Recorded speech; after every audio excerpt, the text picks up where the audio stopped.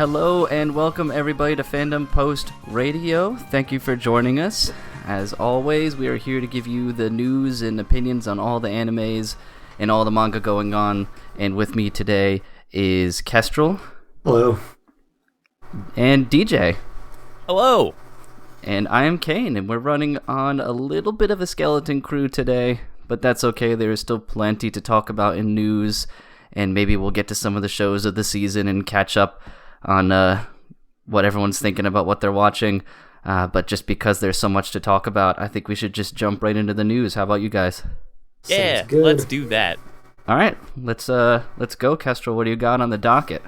All right, so first up, and of course it's been over a month since we recorded, so the first several news stories are over a month old now, but still we haven't talked about them, so let's go. So first piece of news from over a month ago is Madoka Magica is getting an actual new anime film sequel following the 2013 film Rebellion. It will reunite the full original staff, and I think that's about all we know about it. And that's a pretty big deal, right? Like, I remember when Madoka was insanely popular for a long time, but I know it's had some... I honestly haven't followed the series a whole lot, but I know it's had some like pseudo sequels and things like that, right? Yes. Yeah. I'm very much into this pseudo story. What even is the relationship between Magia Record and the main story? Well, all of the characters from Madoka are in Magia Record, but Magia Record takes place in a different district, and the entire premise is that witches kind of start all flocking to that one district, so any girl from the other ones that wants to survive sort of needs to pack up, come over there. It turns into like a little bit of a turf war thing, and there are two factions that develop within the Magical Girls where some of them want to save the witches and some of them want to get rid of the witches. And it's both. It's another one of those situations where both sides are fighting for what they believe is like the good thing and the way to save humanity, but it's always up in the air. But is it like a different universe, same time, sequel? Well, time in Madoka is strange in general, so it's tough to say that. I think that Magia Record takes place in a timeline in which, and this is Madoka spoilers, in which Madoka never has to sacrifice herself. So it's kind of just like Madoka had a happy end, but then it continued and somehow led into this happening. Gotcha. Yeah, and Rebellion also gets a little weird with the timeline because the series had a pretty complete ending, and then Rebellion kind of tears that apart. It's a little end of Evangelion in the way that the original series had kind of an optimistic ending, and then the film sequel is like, nah. And then leaves you in a place that is less conclusive than the original series ending, and also kind of a bad place.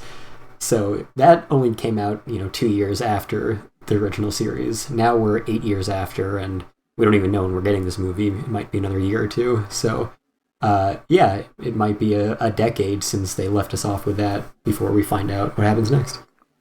Wow, it's been that long. That's crazy. Yeah. Oh, I didn't even realize that Gen Urobuchi did like the script and stuff for Madoka, which is pretty cool. Yeah, it's like why it succeeded.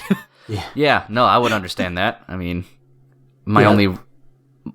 Outlaw Zero was good, mostly, and Fate Zero, of course, is amazing. I'm just looking over the rest of his stuff right now. Like, okay. It's like, now I can definitely see why this... So dark.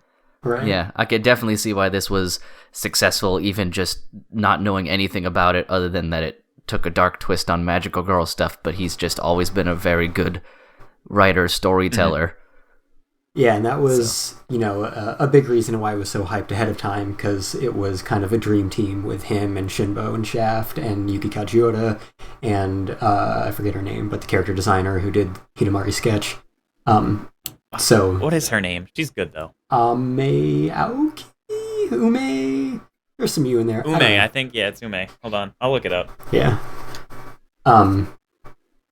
Yeah, and yeah, Urobuchi is an interesting writer because, uh, obviously he has a very distinct dark style, and he uses a lot of the same themes very effectively throughout his work.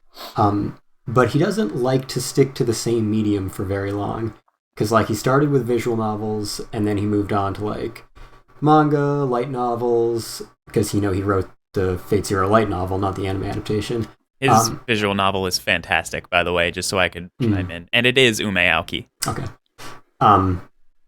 Yeah, and then he started writing for original anime like Madoka and Psycho-Pass.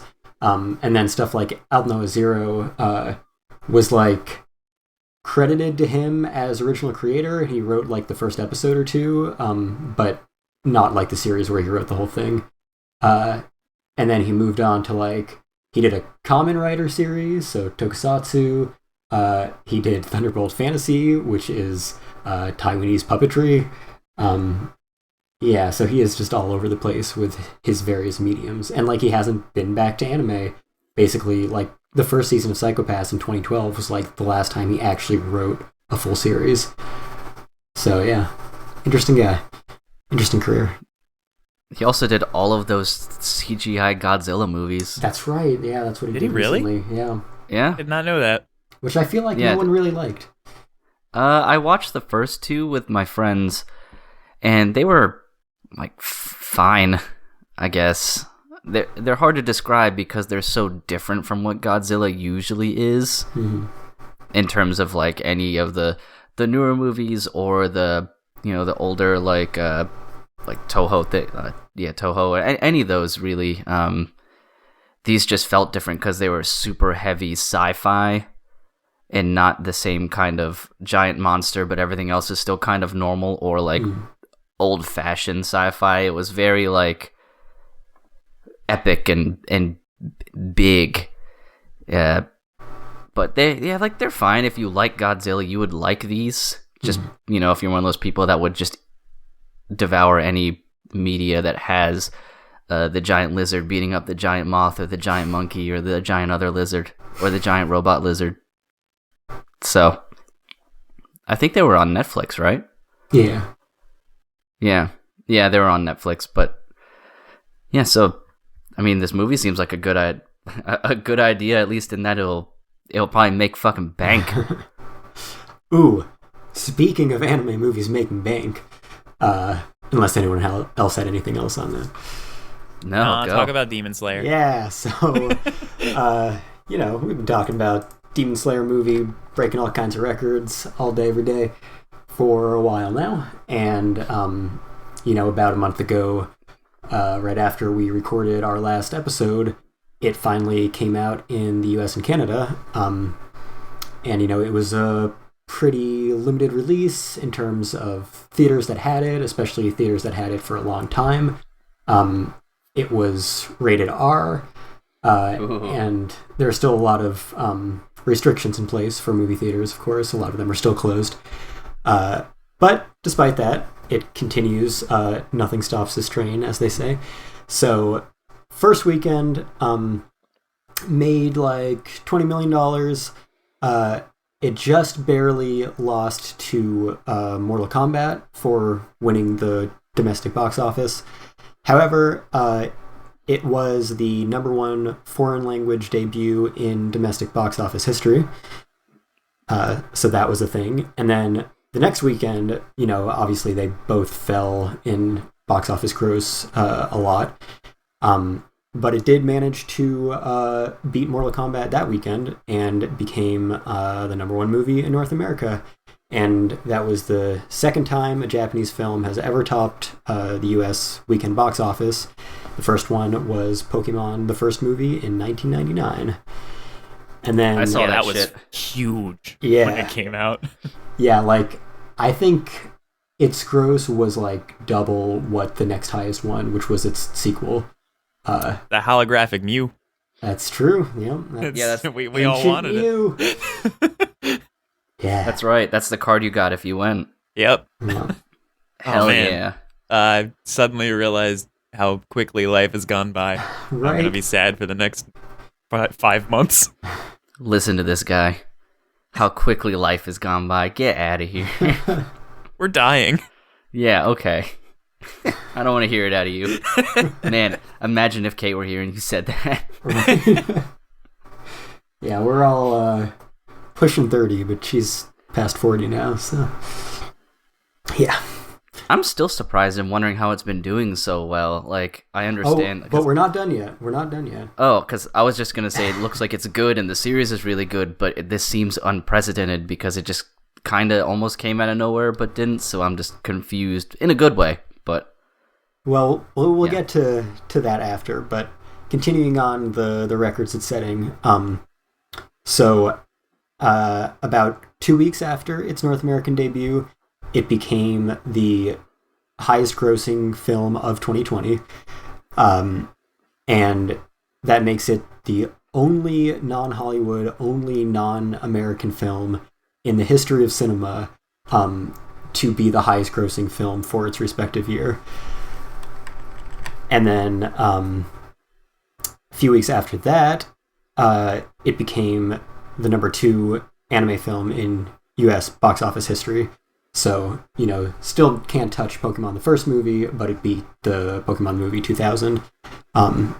So, yeah, that's about where it's at. It's made about $45 million in the U.S. I don't know if that's just the U.S. or U.S. and Canada so far. And nearly $500 million worldwide. And in addition to all of the number 1 spots that we've been talking about all these months and just now, it is up to the 4th highest grossing traditionally animated film of all time, the 10th highest grossing non-English film of all time, and the 19th highest grossing R-rated film of all time. That's absolutely mind-blowing. Yep. Good for them. Yeah, it's they deserve exciting. It. Yeah, so they deserve more money. Yeah, well, yeah. And give them all the money. Just a reminder that out of that $500 million, the creator of Demon Slayer, and this isn't even like a side story that the anime staff came up with. It is a direct adaptation of an arc from the manga, and the creator of Demon Slayer made less than $20,000 for this movie. Oh. Yep. Yeah, and oh my god, that's depressing. Yep. It's another fucking Witcher Andrei Sapkowski situation where he just got fucked. Well, that's a little bit different because Andrei Sapkowski sold the rights. Yeah. He sold the rights not thinking anything would come of it. This is a very different situation. What's the reason that the original creator did not make as much for this? Yeah, so let me find that. So I would say, doesn't this typically run under one of those things where it's those committees that make all the money because they front the cash to create it, while also securing essentially almost all the rights to it? Right. So yeah. Because they were seen as a new writer, because it was their first serialized work, the upfront payment for the use of the work for theatrical rights can run incredibly low. The decision to make Mugen Train an adaptation theatrically was made during the early broadcast of the anime series when the franchise's popularity was not very high. And the fee given to Shueisha because of these factors was less than $40,000, and only half of that, less than $20,000, was going directly to the original creator for the theatrical release. And there's renegotiating after the fact. So yeah, basically this was a nobody who wrote their first manga series, and they decided to do an anime adaptation of it when it wasn't that huge, and they decided to do a movie of this arc at the same time. And then the anime started, and over the course of its run, the entire franchise became the biggest fucking thing in the world, but the creator had already gotten their $20,000, $19,000, and that's all they were ever going to get. Oh, man. But on the bright side, I mean, Demon Slayer's ending, or has already ended? Yeah, I don't know if it's happened yet. It ended a while ago. It ended I think, about a year ago, yeah. Well, whatever he does next, he knows now. I think it's a woman. Is it? Yeah. I would not be surprised. A lot of the big shonen stuff is written by women, so. I think, yeah, I think they haven't disclosed their gender, but someone at Shonen Jump has described them as a woman. So Yeah, that's what the Wikipedia says. yeah. Well, whoever wrote it, they're going to make a lot of money after Demon Slayer, hopefully. Right. Yeah. Hopefully they have another series and it's just as good, it gets just as good of an adaptation. And yeah, I mean, to answer your question, Cain, I think the quality of the adaptation from the very beginning of the TV series, I think, played a huge part in why the franchise just blew up and became the most successful thing. Because, yeah, it's just a stellar adaptation for like a, standard weekly Shonen Jump action series. There aren't many that are quite on this caliber in a few ways.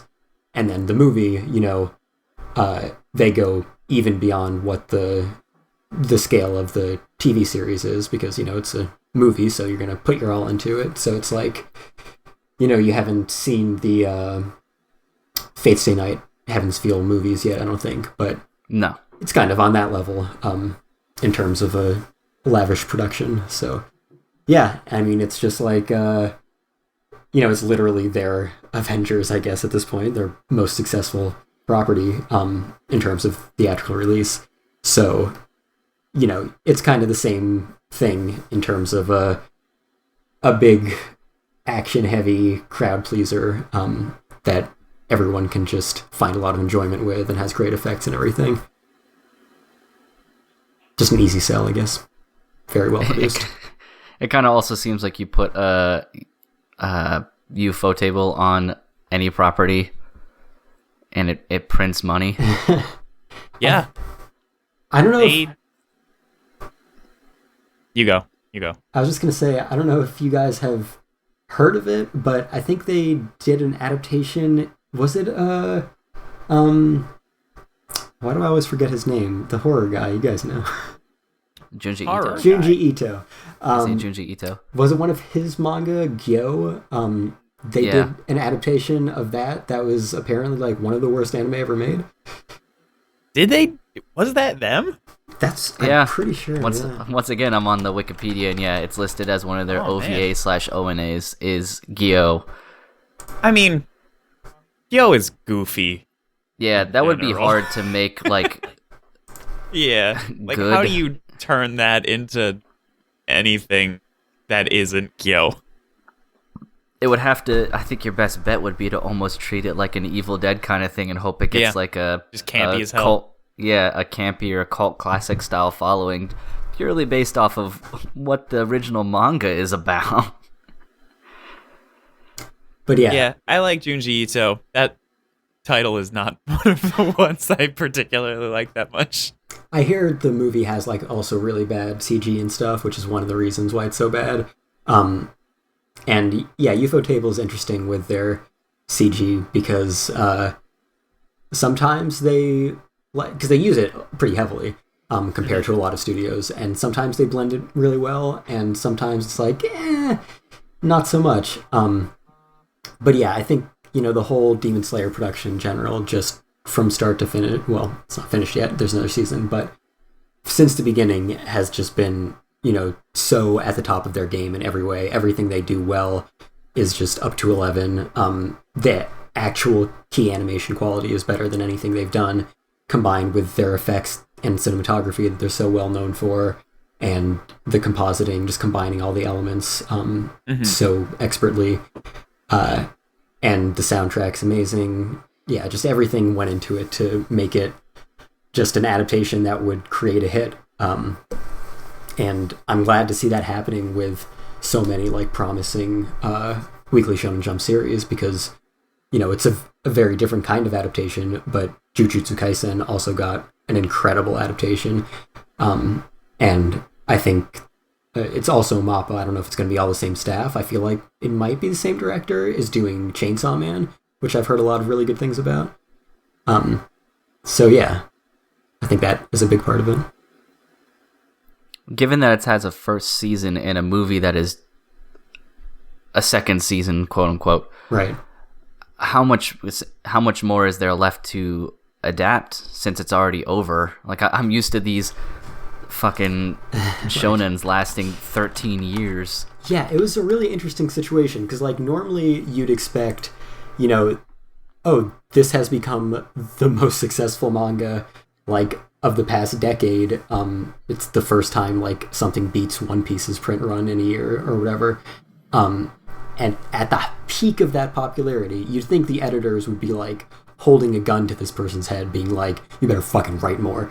But then they just ended it at the peak of its popularity. It was fascinating. But yeah, let me find what the chapter cutoff was for the adaptations we've gotten so far.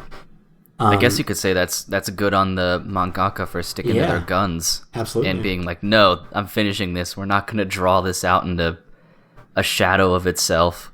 Totally. Yeah, so it looks like 66 chapters have been adapted as of the movie, and total chapters 205. Okay. So we'll get like a couple more seasons. Mm-hmm. And yeah, it'll be interesting to see what they do, because it was kind of an unusual situation where they had a 2-core TV series and then immediately followed it up with a movie that actually continues the story, and then they're going to follow that up with another TV series. So I guess it's just because, you know, so I saw the movie on its opening weekend in the US. It was great. And, you know, I've heard other opinions from some people, but a lot of people, and I agree with this, think that it fits the format of a movie really well, as opposed to, you know, your compilation movies, which you can tell just came from a bunch of episodes. And that could easily feel that way because it's just a bunch of chapters adapted into a movie instead of a bunch of episodes. So I'm guessing that it's just they look at the source material and determine in terms of length of an arc and how they can make it work in a 2-hour format versus 24 minutes at a time. What's going to make more sense? TV or movie. That's my guess, though. I have no idea. But I bet after this movie making $500 million, more people will be open to the idea of just adapting arcs of their manga into movies. I mean, I don't think that's a bad thing. It's only a bad thing specifically for us who are not in Japan, when we may not get to see the movie until, like, our American Blu-ray comes out well after the fact, whereas a TV series is basically guaranteed to be on our streaming services an hour after it airs in Japan. So in a situation like this, if they have a TV series that is a direct sequel to the movie, we may get that sequel before the thing that you need to watch first. So that's kind of the only way that it can be a problem. Right. I would hope, though, if it ever, incredibly hypothetical here, but if it ever became somewhat of a norm, that the streaming rights would change to accommodate that. Yeah. If it became much more common, because this isn't common at all, as my understanding, to, do a direct adaptation as a substitute for a TV series, into a movie. But if it became more common because of how much money this has made, I would imagine that, your companies like your Crunchyrolls and Funimations would want to try and get in on some of that cash. Yeah, I think I mentioned this last time or the time before. I'm guessing they do want it. They want it bad. But, with a TV series, people can rip the episode as soon as it airs and throw it up online in a perfect quality digital format. And they were doing that. And that's why we got simulcasts of TV series. They can't do that with a movie in a theater. They can, maybe sneak in a camera and get a shitty, shaky cam rip. But it's not going to be a substitute. And that's why, fan subs of movies haven't been as much of an issue, like theatrical anime. which is why they haven't had the motivation to do that. And, you know, these people were already going to see the TV series one way or the other. But with a movie, you know, they know that they can get those people to buy tickets, Blu-rays. The Japanese Blu-ray certainly has to be out well before they're going to allow, you know, just an easily distributable digital file of the film. So I think that's probably the main motivation, is that Japan doesn't want to just, you know, give out digital copies of their movies when they make $400 million domestically in a few months. So, yeah, I think that's probably the main reason we haven't seen that happen as much yet.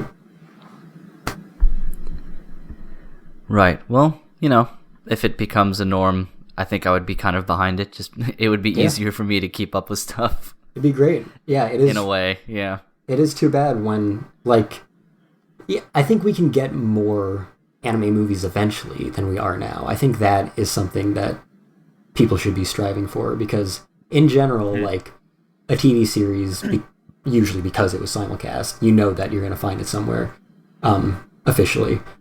But there are still a lot of movies that, like, it takes years and years for them to ever get streaming anywhere, if they ever do. I know since G-Kids licenses a lot of the standalone Japanese anime movies now, you know, they have, like, a partnership with HBO Max, so a lot of stuff ends up there. But for, like, series that are related to, or movies that are related to series, a lot of them never really find streaming homes, which is unfortunate.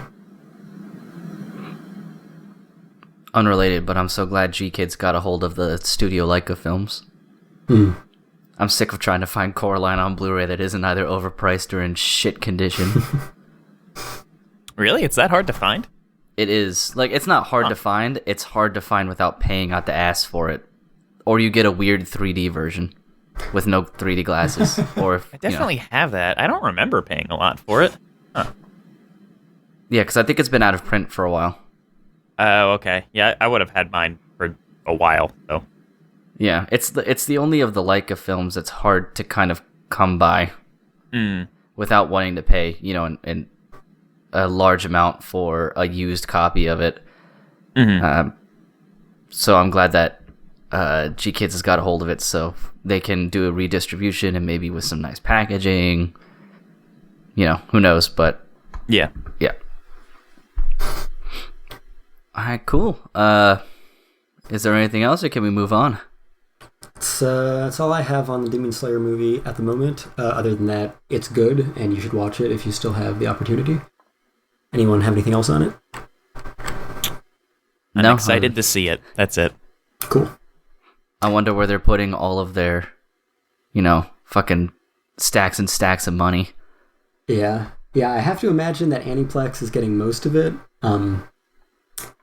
Yeah, I mean, at least we know that every season and or movie of Demon Slayer forever will be just as good, because they certainly have the money to back it and know that it'll print more.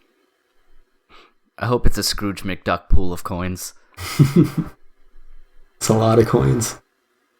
Like, yeah, let's move on. $500 million for a Shonen Jump movie. Anyway, all right. First piece of sad news. It's been a month, so we have more than one piece of sad news to go over. First one is Shunsuke Kikuchi has died at age 89. I know him best as the composer of all of the original Dragon Ball and Dragon Ball Z anime and all of their related films, a few of the specials and stuff. He also did all the music for the original Dr. Slump anime, most or all of Doraemon, and a lot of Kamen Rider over a career of 55 plus years. So yeah, he was definitely a very core piece of what made the classic Dragon Ball anime what it was. There are a lot of really iconic pieces of music, both in the background and, you know, he composed the theme songs as well. And Yeah, so he's got a great legacy. I'm glad he made it to almost 90, and I think he was pretty well retired. I think the last time he touched Dragon Ball was in 2008 for the Jump Anime Tour special. But yeah, still sad to hear. He worked on Kai in 2011. So briefly, he didn't work on Kai. So Kenji Yamamoto, I think, was the original composer for the original series of Kai, and near the end of its run, people started realizing that all of Kenji Yamamoto's work was plagiarized. So they quickly pulled it all off the shelf and put up new copies where they just took Kikuchi's old DBZ tracks and just threw them in at random moments that don't necessarily fit with the tone of the scene. So, like, my first, I think, 4 Kai Blu-rays from Funimation have the Yamamoto score, and then I think the rest have the replaced Kikuchi score, and then, like, all the re-releases just have the replaced one. And then when Kai came back for the Boo Saga, I think, what's his name? The current guy who's doing the music, Yamamuro, maybe? Maybe I'm getting my Dragon Ball people mixed up. But anyway. Understandable, there's a lot of them. The guy who's doing the music for Super, I think, composed some new stuff for that one. Yeah, so he didn't actually compose anything new for Kai. They just used his old compositions. Gotcha. Yamamuro's the animator and character designer. I'll find the new composer. But yeah. Yeah, this one was I mean, it's it, like you said, he had a really, a pretty long good life, so luckily it wasn't like he was taken in his prime or anything like that. I mean, yeah, his resume is quite impressive and varied. He's all over the place. Like, yeah, Dragon Ball Z, Female Prisoner Scorpion, which is like a big kind of cult Japanese movie from the 70s that Arrow Films has done some stuff on, and like a big box set. And then there's a ton of like Gamera movies, some big mecha anime from the 70s, like Daimos and things like that for the old heads out there. But he really, and then Tenchi, I didn't realize he did a Tenchi. But yeah, he certainly had a very I would call it large resume, but definitely varied. Like, he didn't stick in one one genre or even one medium. Yeah, exactly. So he was all over the place. Yeah, it says he stopped in 2017 composing music entirely. That's right, yeah. Yeah, and those 4 franchises that I listed are like 4 of the most iconic tentpoles of their respective niches. Dragon Ball, Dr. Slump, Doraemon, and Kamen Rider. And he was pretty much like, the iconic composer of all of them. Like, he didn't necessarily do every work for all of them, but like, he was to each of them what John Williams is to Star Wars. So this is a dumb question. So did he like do sparking or what for Dragon Ball Z? Yeah, sorry, I call it sparking because that's the sparking. So in terms of his role within that, was that like he wrote it and someone performed it, or he just chose that piece from a band, so he has like the credit of picking that as the theme? Sometimes I'm not really sure how that goes in an anime when someone is composing it, but those openings and endings are typically written and performed by other bands, like, Bump of Chicken and shit like that. So is it up to the composer to just like they selected that band and that song, or that, So, by the way, Sumitomo was the current Dragon Ball composer who did the later seasons of Kai, by the way, just to correct myself. But yeah, so for Chala Head Chala, so I assumed it was Kikuchi who composed the music for it. Because, you're right that a lot of anime theme songs, especially currently, are just, taken from a band, and that has nothing to do with the composer. It's just, maybe the music producer some producers involved in the series. Maybe the director has a say in it. And, you know, sometimes the composer of the background music will do arrangements of the melody for the score of the series. That happens a lot as well. Or it doesn't happen that much anymore. But anyway, turns out Chala Hetchla had no involvement from Kikuchi. He might have done some of the other theme songs, but it was composed by Chiho Kiyoka, who I had not heard of, and arranged by Kenji Yamamoto, who would eventually be fired for plagiarism. And yeah, it was... That's weird. It was performed by Kageyama, Hironobu Kageyama, who's the Dragon Ball guy in terms of, like, you know, vocals. But, you know, there are a lot of arrangements of the Chala Hetchla melody throughout the Dragon Ball Z score, just like all the theme songs, especially the openings for the Dragon Ball franchise. So I assume Kikuchi did those arrangements at least. But yeah, I assumed Chala Hetchla was composed by him as well, and I was wrong. Yeah, so I guess to springboard off of the news and everything, I know that the working conditions for a lot of people who like create the manga and create the animation tend to be on the rough side. Does that reflect on like the composer and the music side as well? Like, is that a pretty high demanding position as well?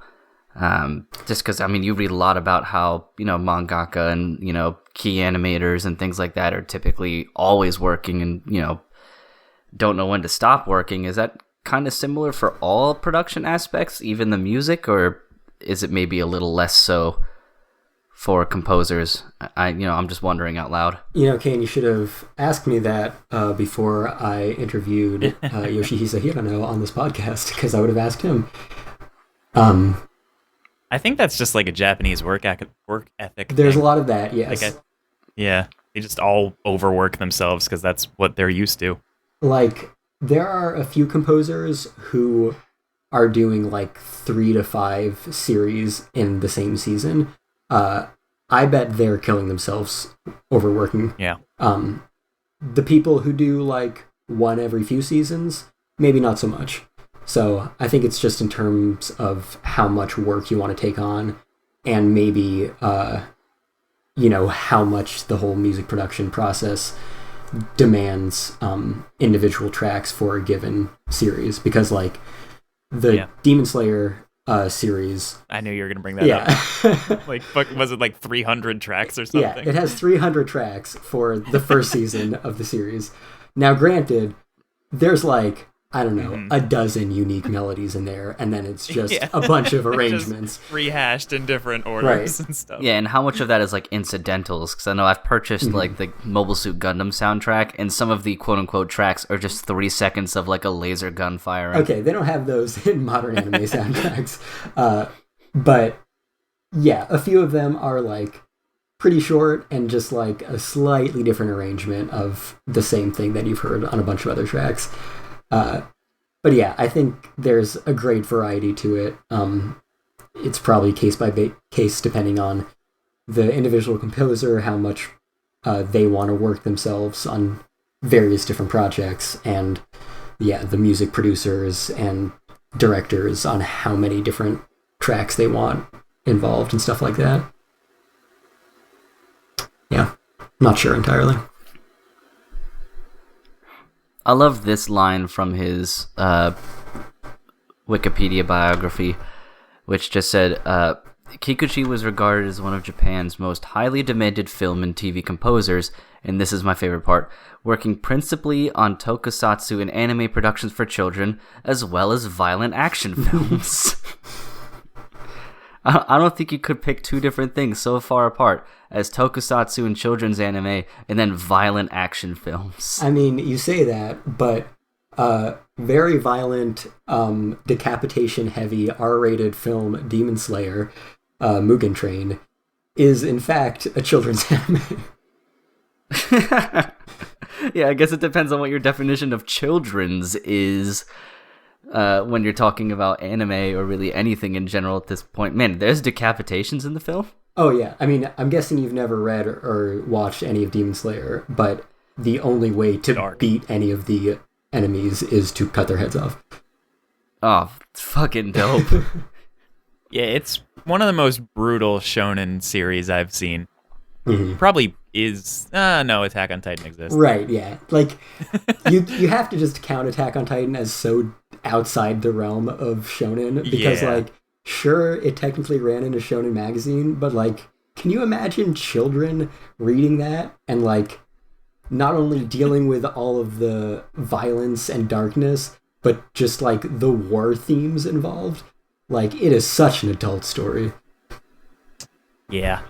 I have, like, there's shonen, and then there's, like, this weird bubble that's just Attack on Titan, Demon Slayer, and I'd probably throw Jujutsu Kaisen into there as well, where it's just, like, clearly adult-aimed shonen shows, and I'm into those. Those are the ones that I like. I'm learning that. I would say, yeah, like, your typical shonen is for, like, early teens, Demon Slayer, Jujutsu Kaisen, late teens, and I think you gotta be, like, a real adult to really, you know... like, at least, like, you've gotta be, like, paying rent, right, yeah. like, for your own apartment. Exactly.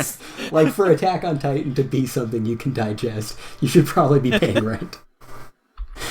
It's a good rule of thumb. I'm trying to look up if Baki is shonen. Because I would put that under... both brutal and grotesque. That show scares me. The manga isn't any different. In fact, in a lot of ways, it's worse. You've shown me pictures. See, in a lot of ways, it's very, very worse. Did we let things get to that point? Oh yeah, it was in Weekly Shonen Champion. So you could probably put Baki up there on what some of the most brutal. I don't want to put Baki anywhere. I think Jump, you know, it's the golden boy of shonen. I think they probably have slightly different standards. Like, I don't think you'd get Attack on Titan into Jump. But they've had some weird shit. In terms of just, like, really dark, violent, adult-themed action series, I don't know if they've had anything on that level. However, they have had, you know, very... psychological, not very action-heavy series, like Death Note. They've had borderline pornography. Oh, right, that was in there. I forgot about that. They've had borderline pornography in Tolovru, which is interesting for a children's magazine. So yeah, Jump has had some interesting series, but I can't think of anything quite like Attack on Titan. But then I don't know that there's anything quite like Attack on Titan in the realm of shonen in general. Sometimes it feels like at this point the only difference between like shonen and seinen and stuff, because seinen is the adult, it's supposed to be adults, right? Or older is when something is just like an economic tag. Yeah. Yeah, it is basically just, you know, for the most part it comes down to, you know, following the formula. They tend to be longer, they tend to be weekly, but there are exceptions to all of these things that we're talking about. So yeah, it's just a matter of do we think it can pass in this magazine based on its readership. So yeah, it definitely doesn't mean much in a lot of situations. But point is, technically, R-rated box off smasher Demon Slayer Mugen Train is based on a comic for like 11-year-olds. I will never cease to find that funny, or any time that ever happens. It's like Attack on Titan is geared apparently to be read by a shonen audience, so 10, but then they have to deal with themes of genocide and fascism. Yeah. Like, not like the way that Avatar presents it, which is pretty adult for an explicitly children's cartoon series, but like really fucking heavy. Like the way a depressing Oscar-winning art house film would present it. Indeed. It's one of my favorite combinations of words. Depressing art house Oscar winning. Yes, please. That's why Attack on Titan's so good. Oh, also, I think the Oscars happened since we last recorded, and they were awful. Anyway, next piece of news. So speaking of TV series that get followed by movies that get followed by more TV series, Made in Abyss actually did the Demon Slayer formula before Demon Slayer did it. And it was announced after the sequel film came out that there would be more Made in Abyss. And it has now been announced that it will be a TV series that will follow the movie and adapt the next arc. And this is another situation where I feel like it was just based on the length of the arcs. The first chunk of material made sense for one core. The second was a little too short, fit into a movie nicely. And then the arc following it is quite a bit longer, so it makes sense to do that in a TV series. So that will be coming in 2022. And they also announced a video game at the same time, an action RPG for Made in Abyss, which I think they already confirmed would be getting like a American release and a dub and everything. So that's interesting. I don't know that I've found many video games adapted from manga or anime to be very good. So I don't know that I will necessarily check it out because I already don't find much time to play the video games that I really want to. But yeah, cool to see all that stuff getting announced. I'm not sure how many of those anime-based video games have been selling recently. Like there have been, 2 My Hero games over here now. Yeah. And we've gotten just a mess of One Piece games, and then there was that really shitty Berserk game. Yeah. A lot of times, like, both for One Piece and Berserk, they're just Dynasty Warriors games. Which, for Berserk, it makes sense, which we'll get to later. But yeah, in terms of, like, story-based games, like RPGs and adventure games, I feel like there aren't as many. Because, like, My Hero and Dragon Ball, you get a bunch of fighting games. You'll get a story-based action-adventure RPG game occasionally. We got one for Dragon Ball Z. I don't think it was very well received. We got one for One Piece. I think it was very poorly received. So yeah, that's about where we're at with that. Are you talking about Kakarot? Mm-hmm. It's fine. I got my brother a copy of it for, I think, our collective birthdays back when it came out. It's fine. I think its biggest problem is just, everyone's played this storyline. That's true. It isn't really anything new because it's just the story of the show in video game form, which has been done many, many times over, in various forms, either with the Xenoverse games, which is kind of like playing certain events in the story to try and influence them so they act out normally, because you're like a time traveler, to the Legacy of Goku games on the GBA, Budokai. To Budokai, to, all, it's just the original Dragon Ball Z story has been played out in video games, for forever at this point. So I think you're bound to not get a very great reception anymore because it's just like, oh, I'm going to pay $60 or whatever to experience the same story that I did with the last game that came out. Yeah, it's true. I've definitely experienced that story a lot of times in a lot of different formats.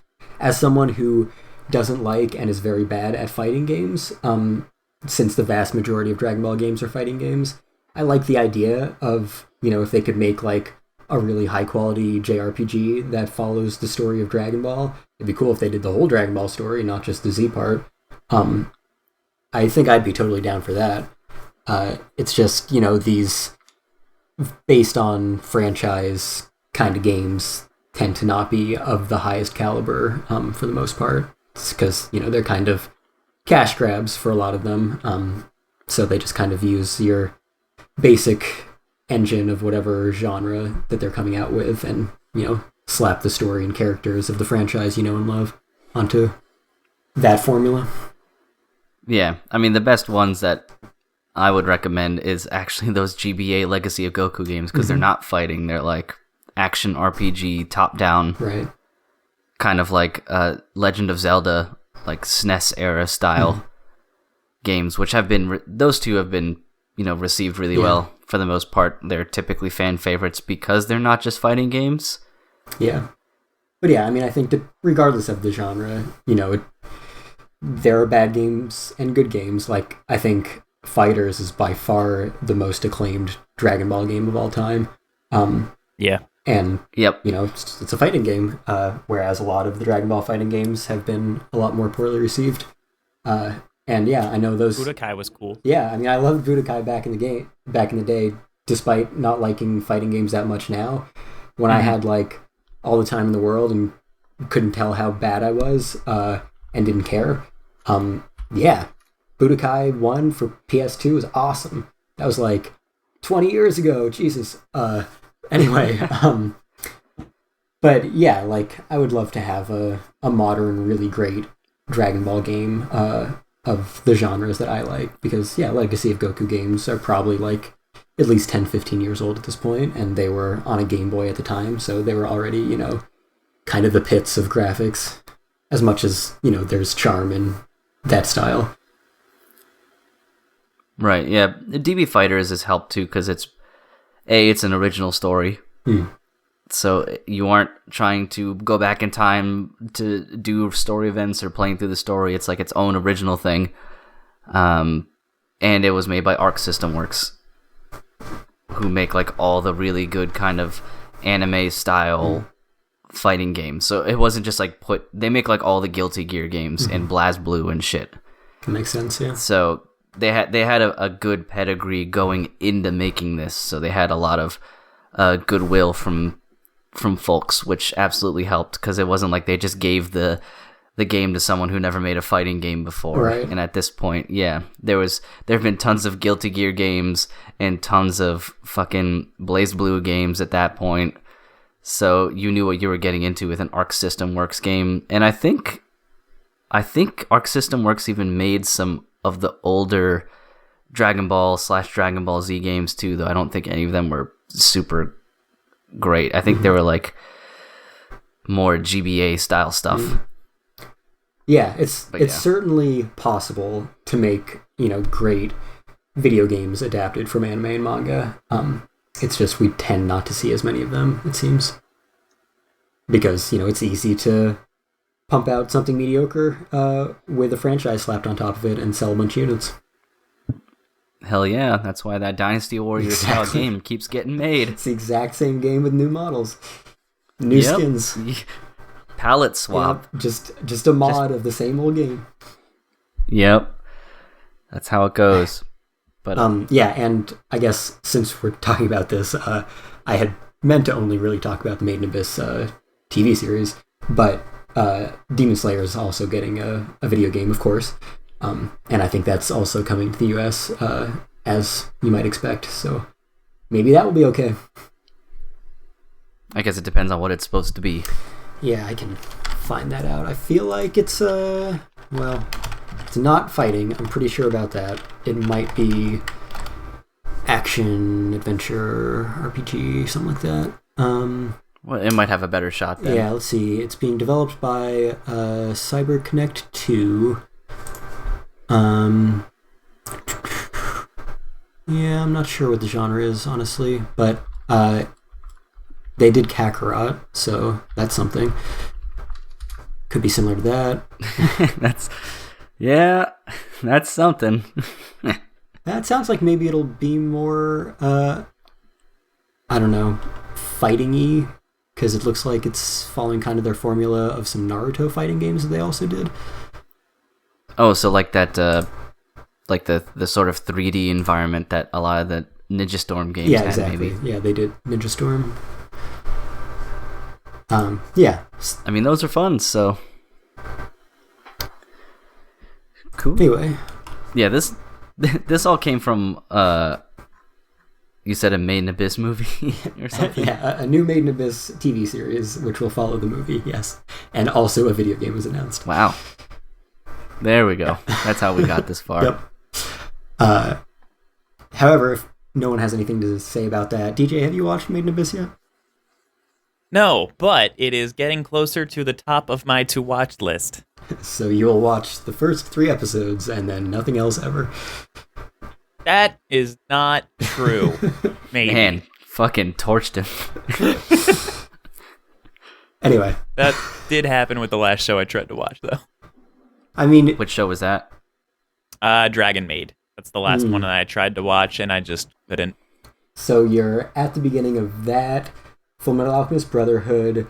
I made it 10 episodes into Fullmetal Alchemist Brotherhood. Thank you very much. So I guess you make... That's double digits, Kestrel. It's true. I think percentage-wise, you probably make it the same distance into every series. That's fair. Because it's a 5-core series. If we're going off of percentage, then yeah. Let's see, I'm up to date with Steins Gate, though. I'm keeping up with that. Good. It's glad to hear that. I mean, it's like the 5th time I've watched it. Yeah, it's the 7th or 8th for me. March Comes In Like a Lion. How far did you get into that? I still haven't even finished the first season. Right. So anyway, right? Yes. Yes. I'm not holding my breath on you getting caught up on Made in Abyss before 2022. Yeah, I haven't watched it yet either, so I don't have much to say about it in particular, other than this feels like another show that you would qualify as a shonen, and it's definitely not. Ooh, did that run in a shonen magazine? God, I hope not. Let me see. That would be traumatizing. I mean, and I say that as someone who knows absolutely nothing about the series. I guess... I just know that it's really depressing. You know, we were talking... It is seinen, so that's good. But we were talking about, like, you know, your standard Weekly Shonen Jump series, and I was trying to think of one that was, like, super dark and brutal and heavy, that follows more of, like, the typical, or appears to be more of the typical Weekly Shonen Jump long-running bright action series, and Hunter x Hunter, which Made in Abyss reminds me of in a lot of ways. God damn, that series gets brutal. And you wouldn't expect it going into it.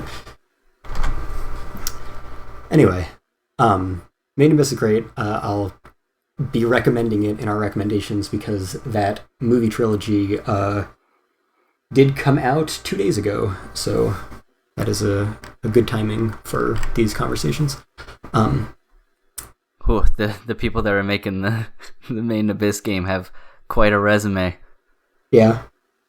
Is that like... They made Dragon Ball Z for Connect. Oh. I obviously haven't watched Made in Abyss, but when I look at that from an outsider's perspective, I don't see a title that looks like it would be able to have a video game.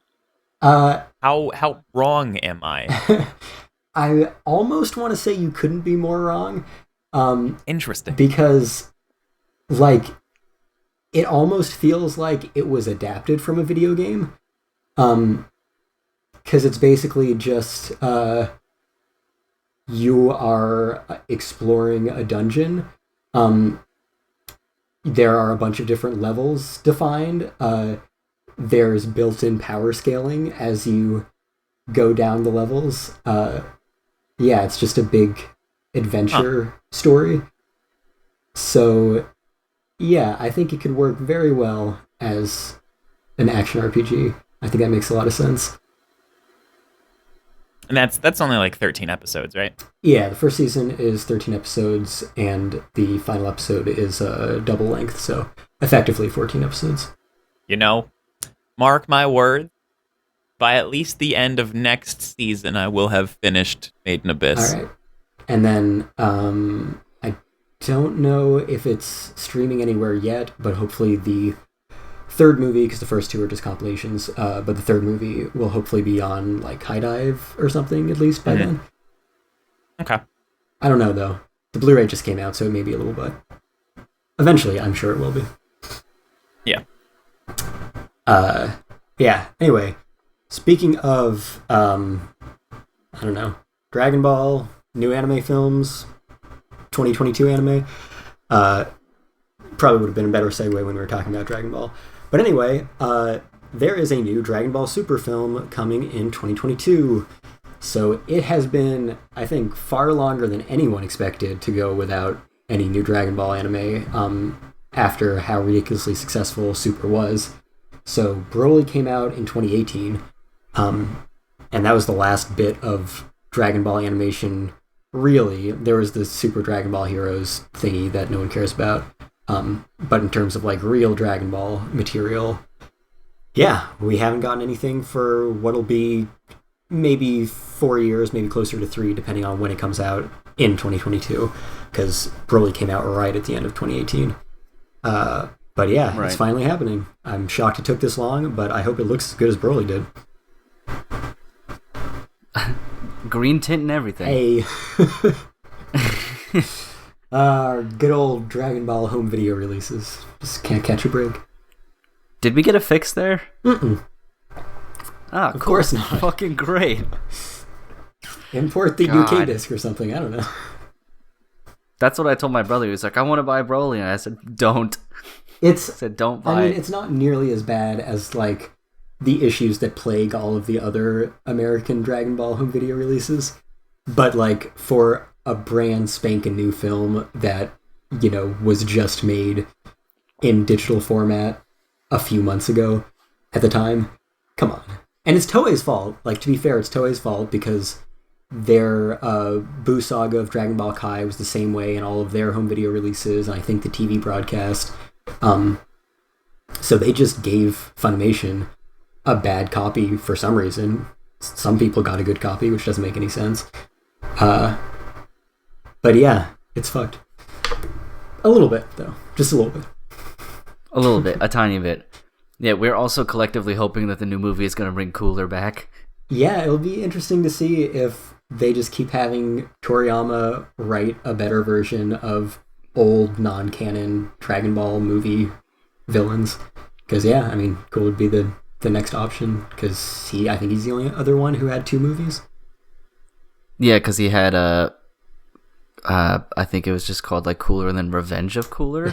See, Which Cooler's Revenge sounds like it would be the sequel, but it was Cooler's Revenge first and then Return of Cooler second.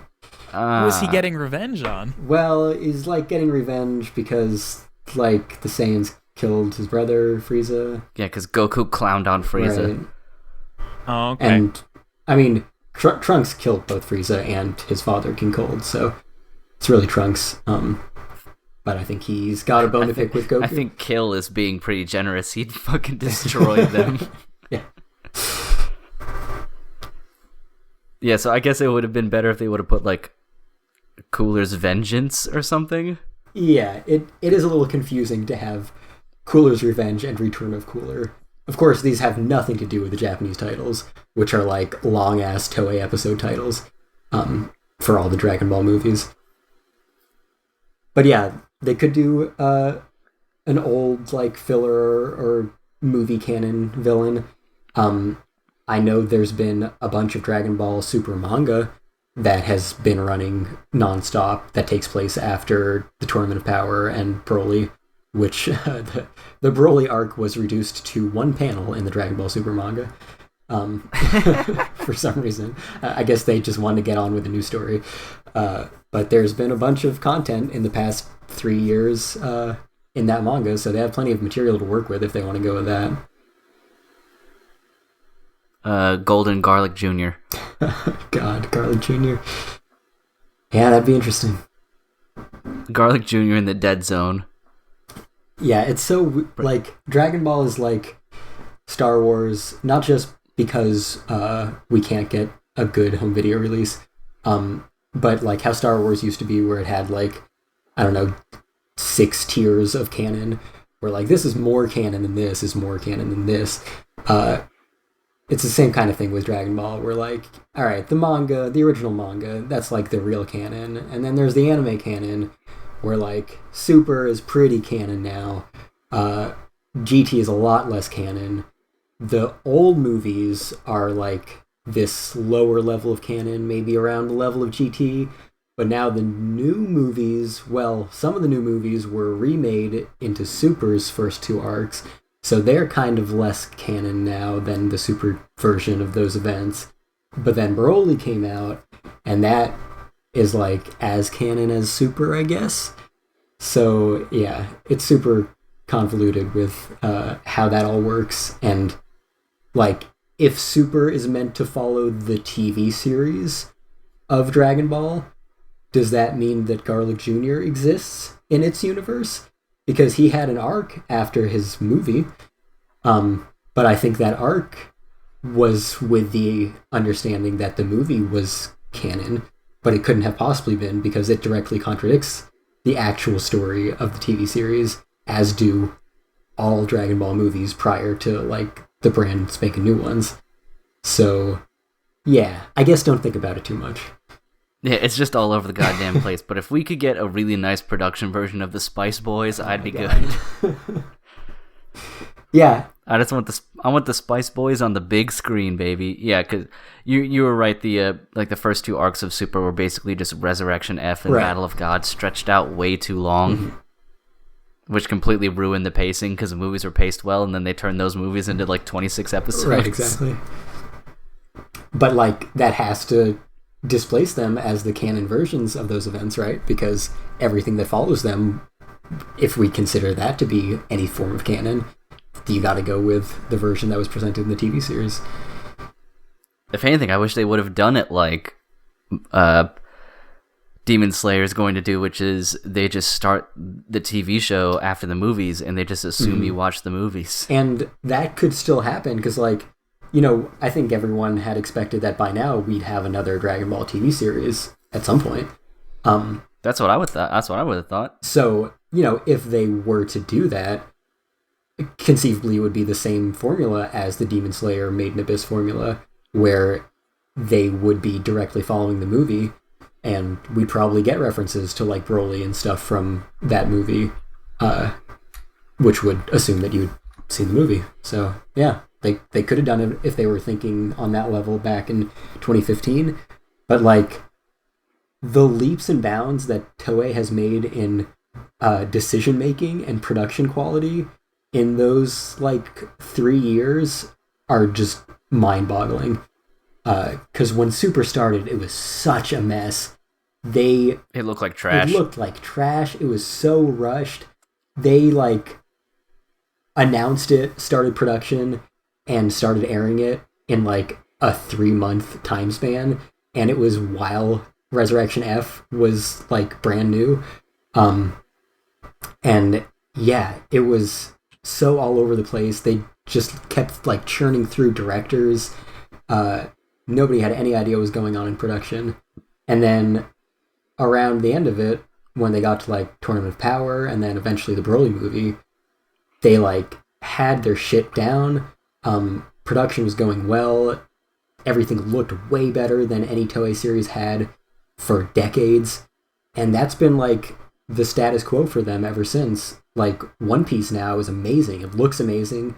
Even though they have to drag out the pacing ridiculously long, it still feels so much better than it ever did before. It's so much better directed than it used to be. The animators, like there's a few Western animators involved with it, and they're talking about how the schedule is so much better than it used to be, which is the same stories that people have been hearing about, like, you know, Dragon Ball Super at the end versus Dragon Ball Super at the beginning, where, you know, they had those awful animation issues because it was just so rushed. So, yeah. Some of those freeze frames are great, though. It's pretty hilarious. Where Goku just has beady eyes, just 2 black dots for eyes. Yeah.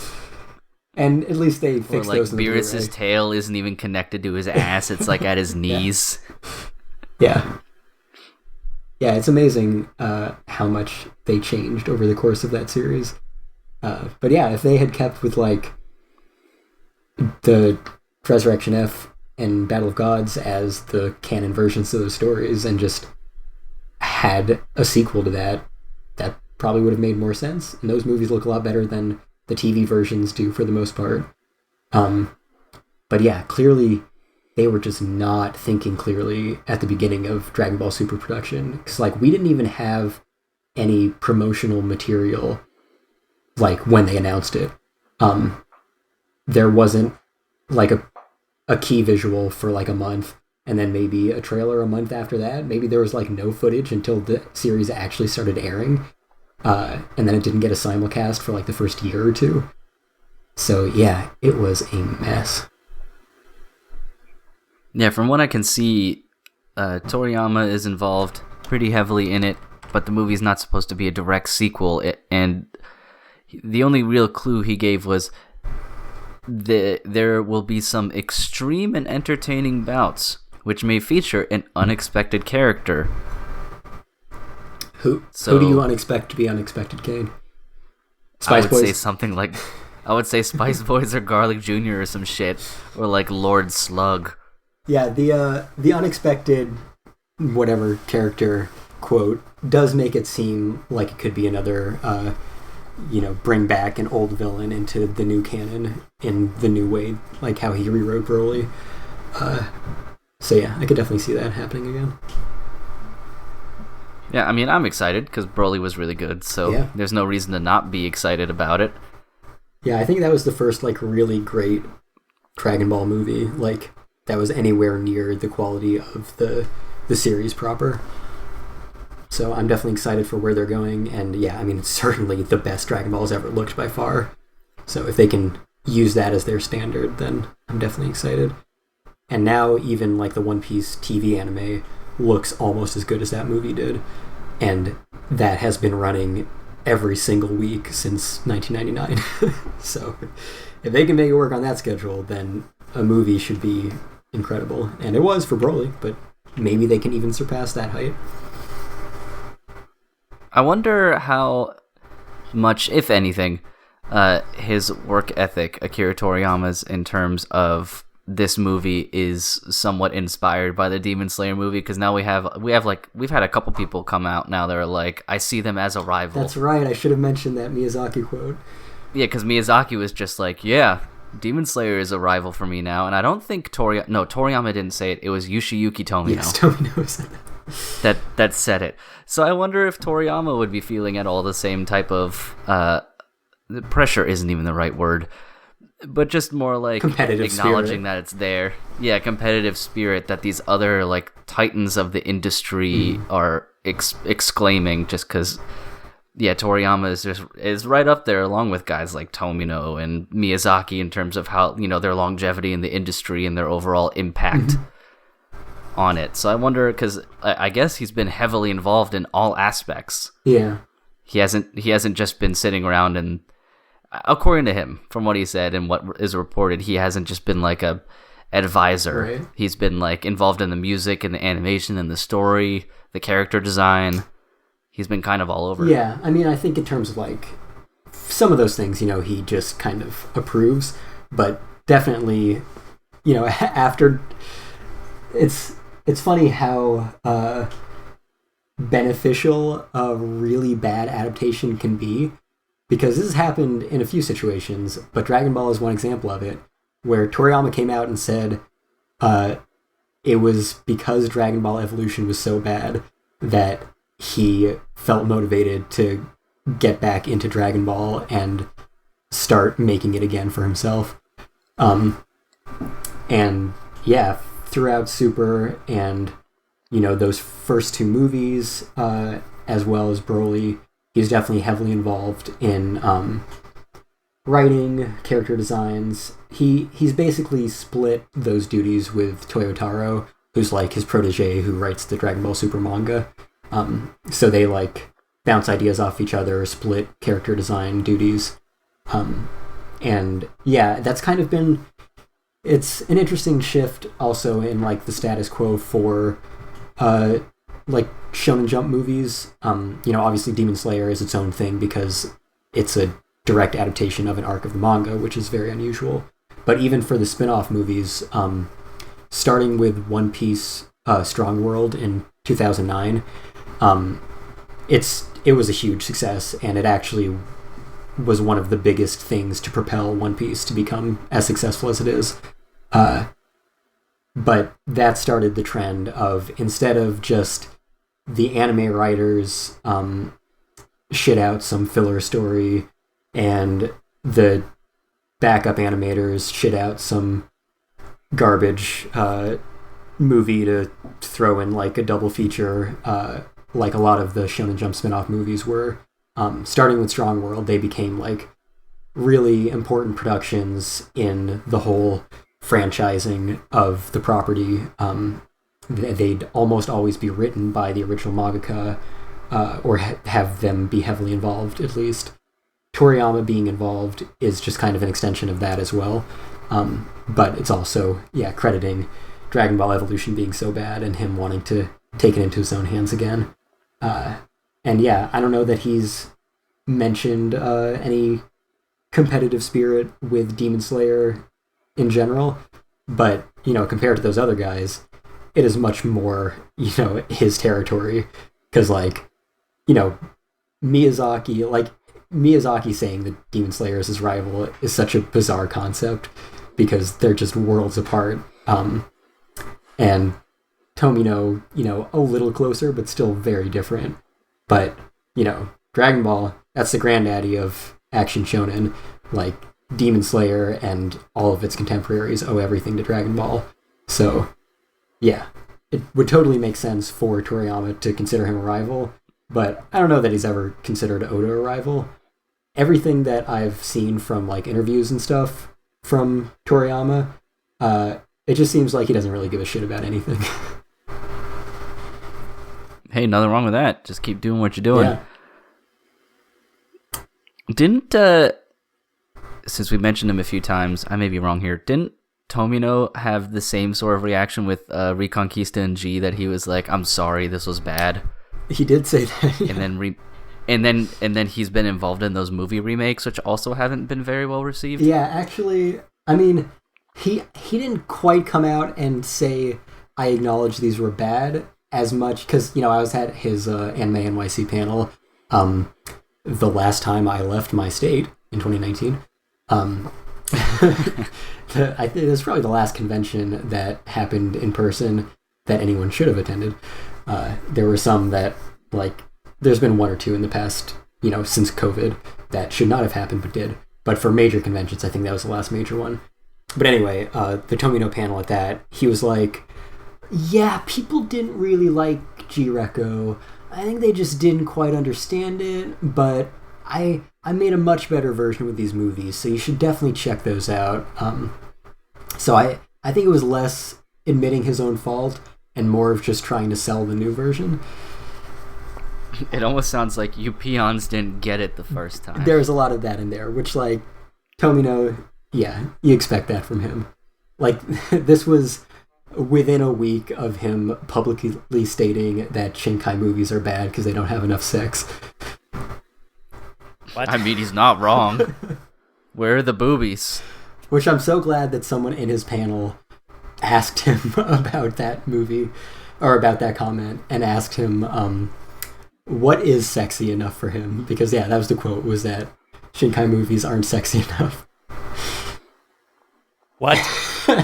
Yeah, that's why I'm like... That was a real answer, or that was a joke answer? That was a thing that he said in, a newspaper interview in Japan that was widely circulated. And oh my god. It was another thing where when he was asked about it in this convention panel, he was like... That sounds like one of the reviews for my game. Not enough sexy boobs. It was probably Tomino reviewing it. Motherfucker, it's that guy.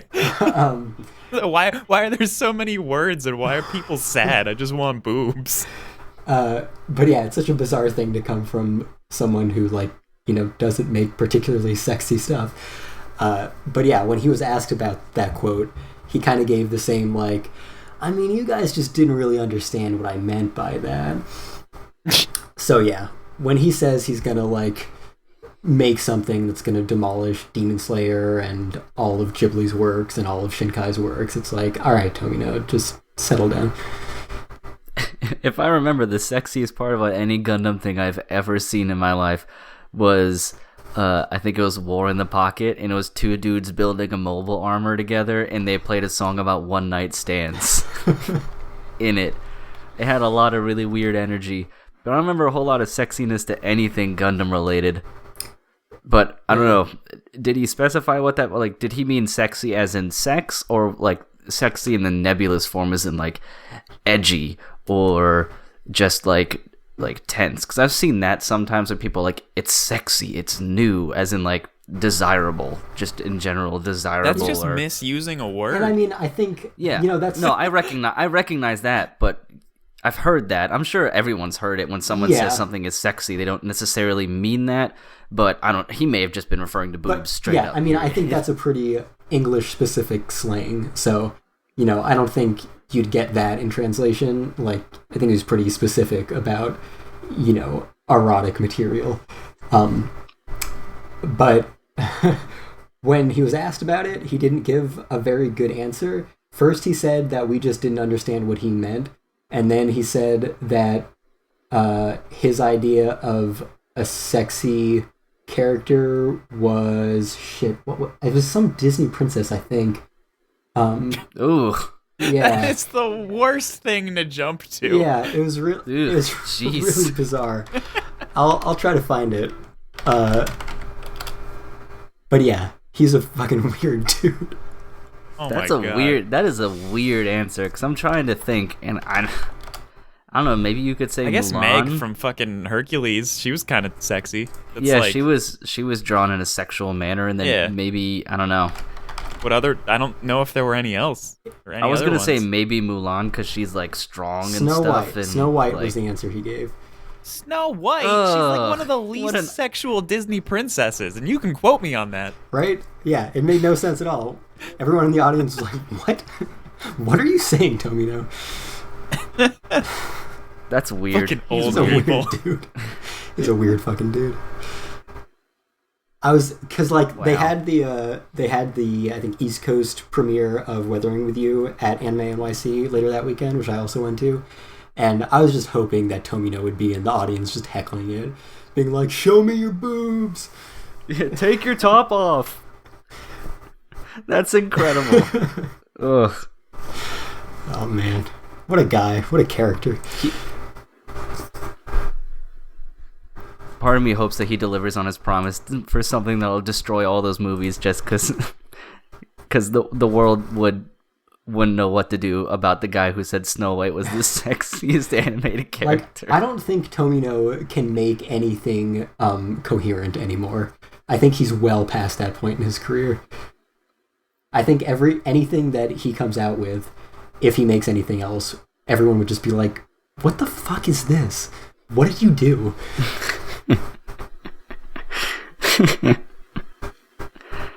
Fantastic. Yeah. Yeah. So that was the new Dragon Ball Super movie for some reason. We talked about Dragon Ball Super movie for a little bit, and then a long time. We just ended up somewhere and then else. it went into its. Yeah. Yeah. Point is, everyone wants to beat Demon Slayer. Well, yeah, for $400 million fucking dollars. Almost 500 million worldwide now. And yeah, I bet it'll hit $500 million. It'll get there. All right, next piece of news. So, not too long ago, I talked about the Crunchyroll Viz partnership and how they were going to be bringing out like Jujutsu Kaisen, several of their original webtoon adaptations, and how this had come after a long series of other partnerships with other home media companies, and not really knowing how they decide what goes to which company, because all of these partnerships seem to be pretty much in parallel at this point, and also being concerned about Viz having them because they take forever to release anything. And, just seeing that partnership come to fruition took a very long time, and we have no idea how long it'll take for anything to get released, which for something like Jujutsu Kaisen, obviously people are going to want that as soon as possible. So anyway, the next announcement, before we get any sort of news on when any of those things might be coming out, is that Crunchyroll's next slate of home video releases will be coming from Sentai, who had done a few previous ones. But weirdly enough, right after the Viz announcement, they've got a new slate for Sentai, including some of their originals, some of their webtoon adaptations even. So I really don't know how they decide who gets what. But the list for these ones that will be getting home video releases are Noblesse, which is another original webtoon adaptation. Onyx Equinox, which is not anime, but they call it anime because that's what the cool kids do. Haikyuu to the top, which is obvious because it's Sentai licensed the first 2 seasons and then partnered with Crunchyroll to release the third one in the same kind of release pattern. I'm Standing on a Million Lives. Keep Your Hands Off Eizouken, which shockingly had not gotten any home video licensing or a dub. Yeah, glad to see that rectified. Yeah, and we still don't know if it'll get a dub, but we'll see how that goes. Monster Girl Doctor, My Next Life as a Villainess, Rent a Girlfriend, Science Fell in Love, So I Tried to Prove It, Somali and the Forest Spirit, and Welcome to Demon School Iruma-kun. So, a lot of titles going to Sentai. Some of them already had dubs, some of them did not, and we don't have any information on what the releases will be like, which ones will have dubs, which ones will have collector's editions or anything like that, or when they might be coming out. But, just based on how the two companies operate, I'm fairly pessimistic that we will see all of these released before we hear any update on any of the Viz licenses, which is a big old bummer because I really want to own Jujutsu Kaisen. Yeah, I don't buy TV series very often anymore, but I would definitely buy Eizouken, just to show it off as a love letter to animation and all of the cool fun things that show did. Mm-hmm. So I'm glad to see that got some, that finally got some love in terms of a physical release. Yep. Yeah, I think from that slate, I may get Eizouken, I may get Iruma-kun. I probably don't want to buy it if it's going to keep going for too long. The Villainous show is okay. I don't know, I'm not that attached to it. I don't think I had much interest in many of the other ones. I think I either didn't watch or dropped all the other ones. But yeah, quite a big slate. I mean, obviously Haikyuu, but that doesn't count. That was a given. Yeah. That was absolutely guaranteed. Yep.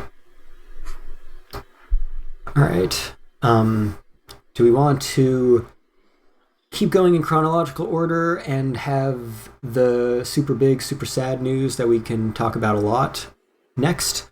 Or save that for last? We should probably save that one for last, I would imagine, since that's a big deal. Yep.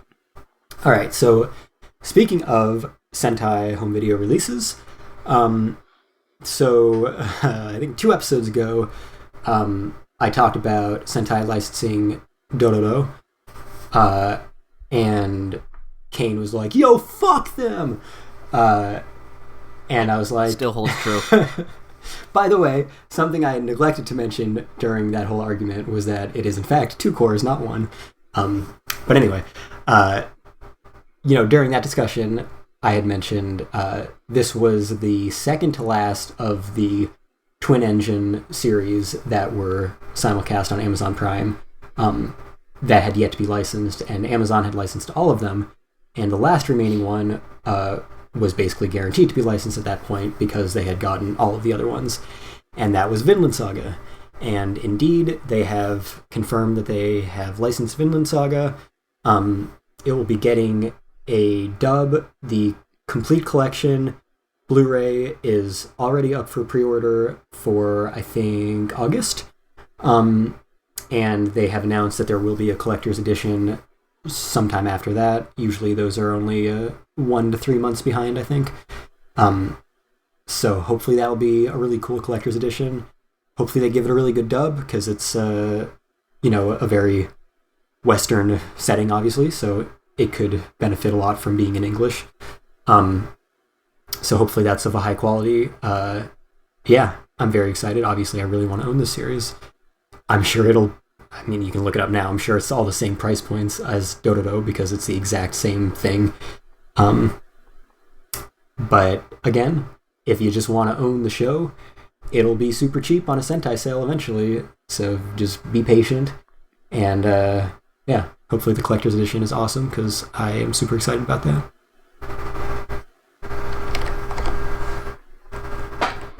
Yeah, no, it still fucks hentai, but I'll wait and buy this on a sale where I can get it for $7.99. Because I'm sure that's what'll happen.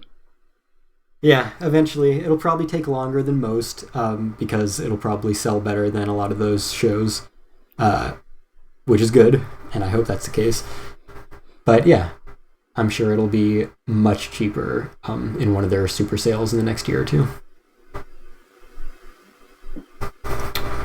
Indeed. Well, that's exciting news then. Yeah.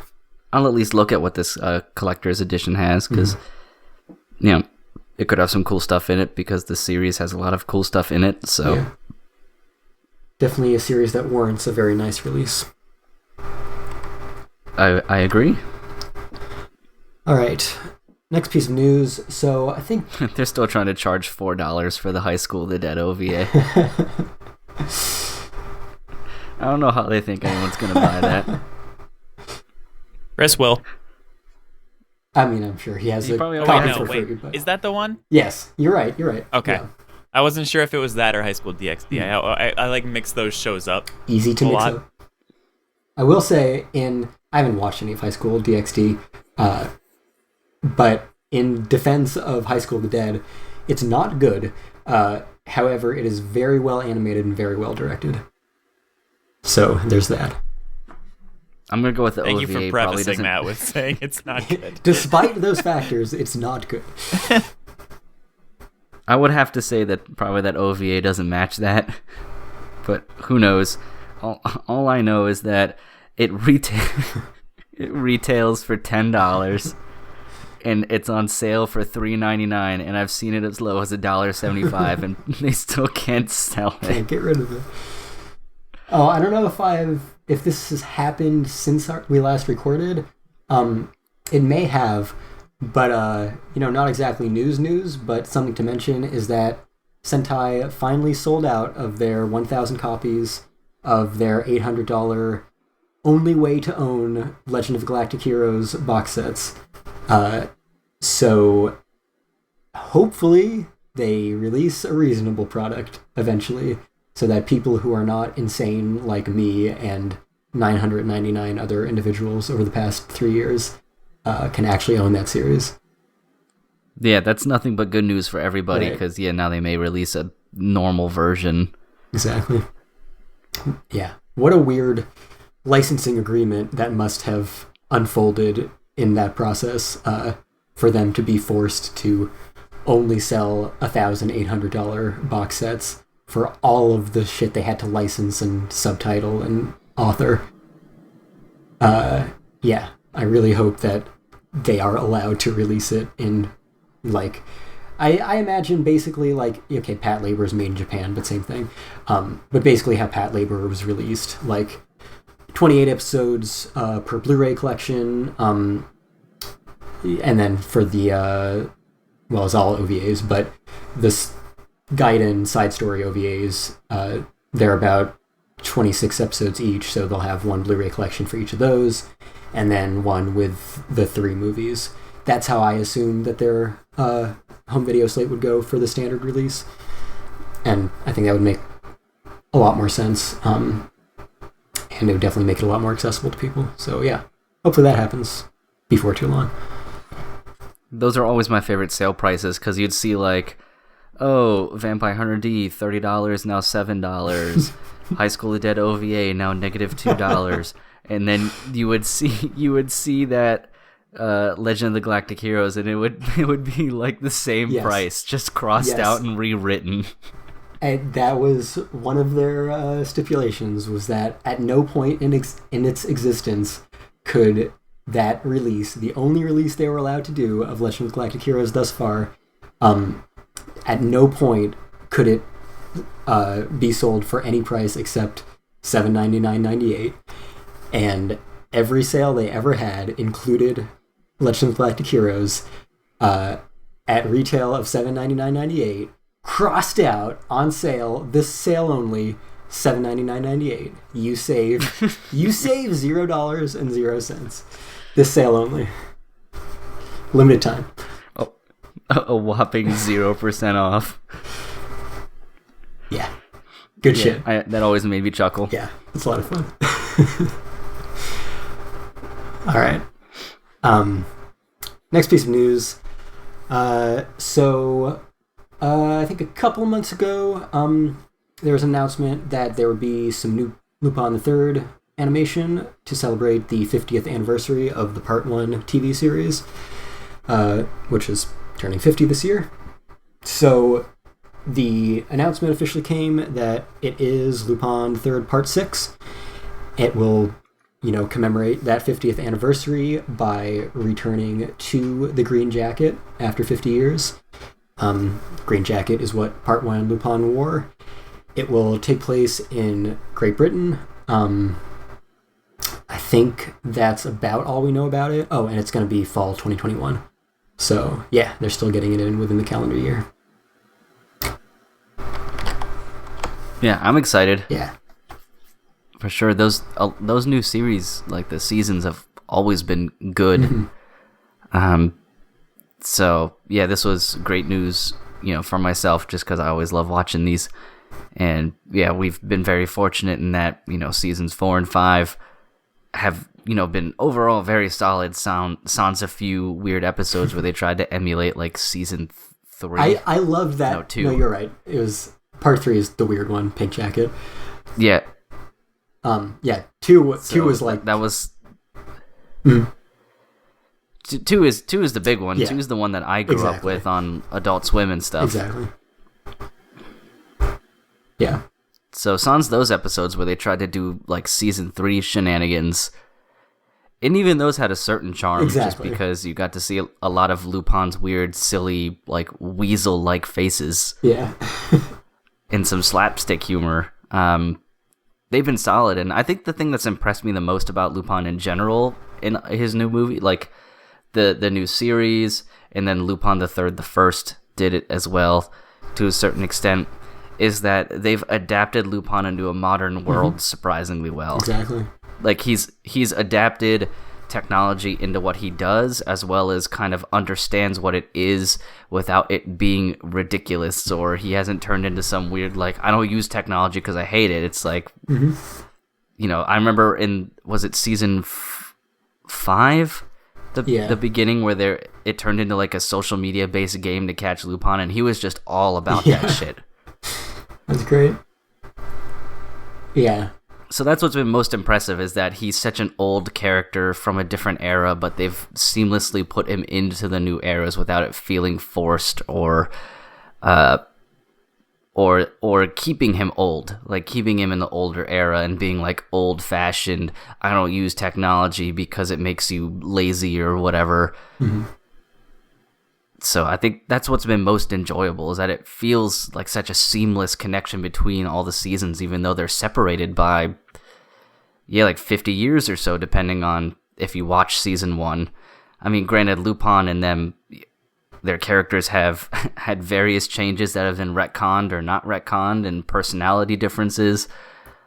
Since the first season of Lupin, he kills people a lot. Yeah, and that's what I always say I love most about Lupin, is that, it's basically like a Marvel or DC property at this point. There's no like single Lupin canon to adhere to. These are just iconic characters that any creator can take on and create their own spin on. So yeah, you've got your gentleman thief with a heart of gold, puppy dog Miyazaki Lupin, and then you've got just awful criminal murderer Lupin existing, simultaneously, and that's awesome. And the thing that I loved about Part 5 most, I did really appreciate how they brought him into the modern era, and just kind of continued the trend of like, Lupin is eternal, you can do anything with these 5 characters, they're just like really great archetypes to use.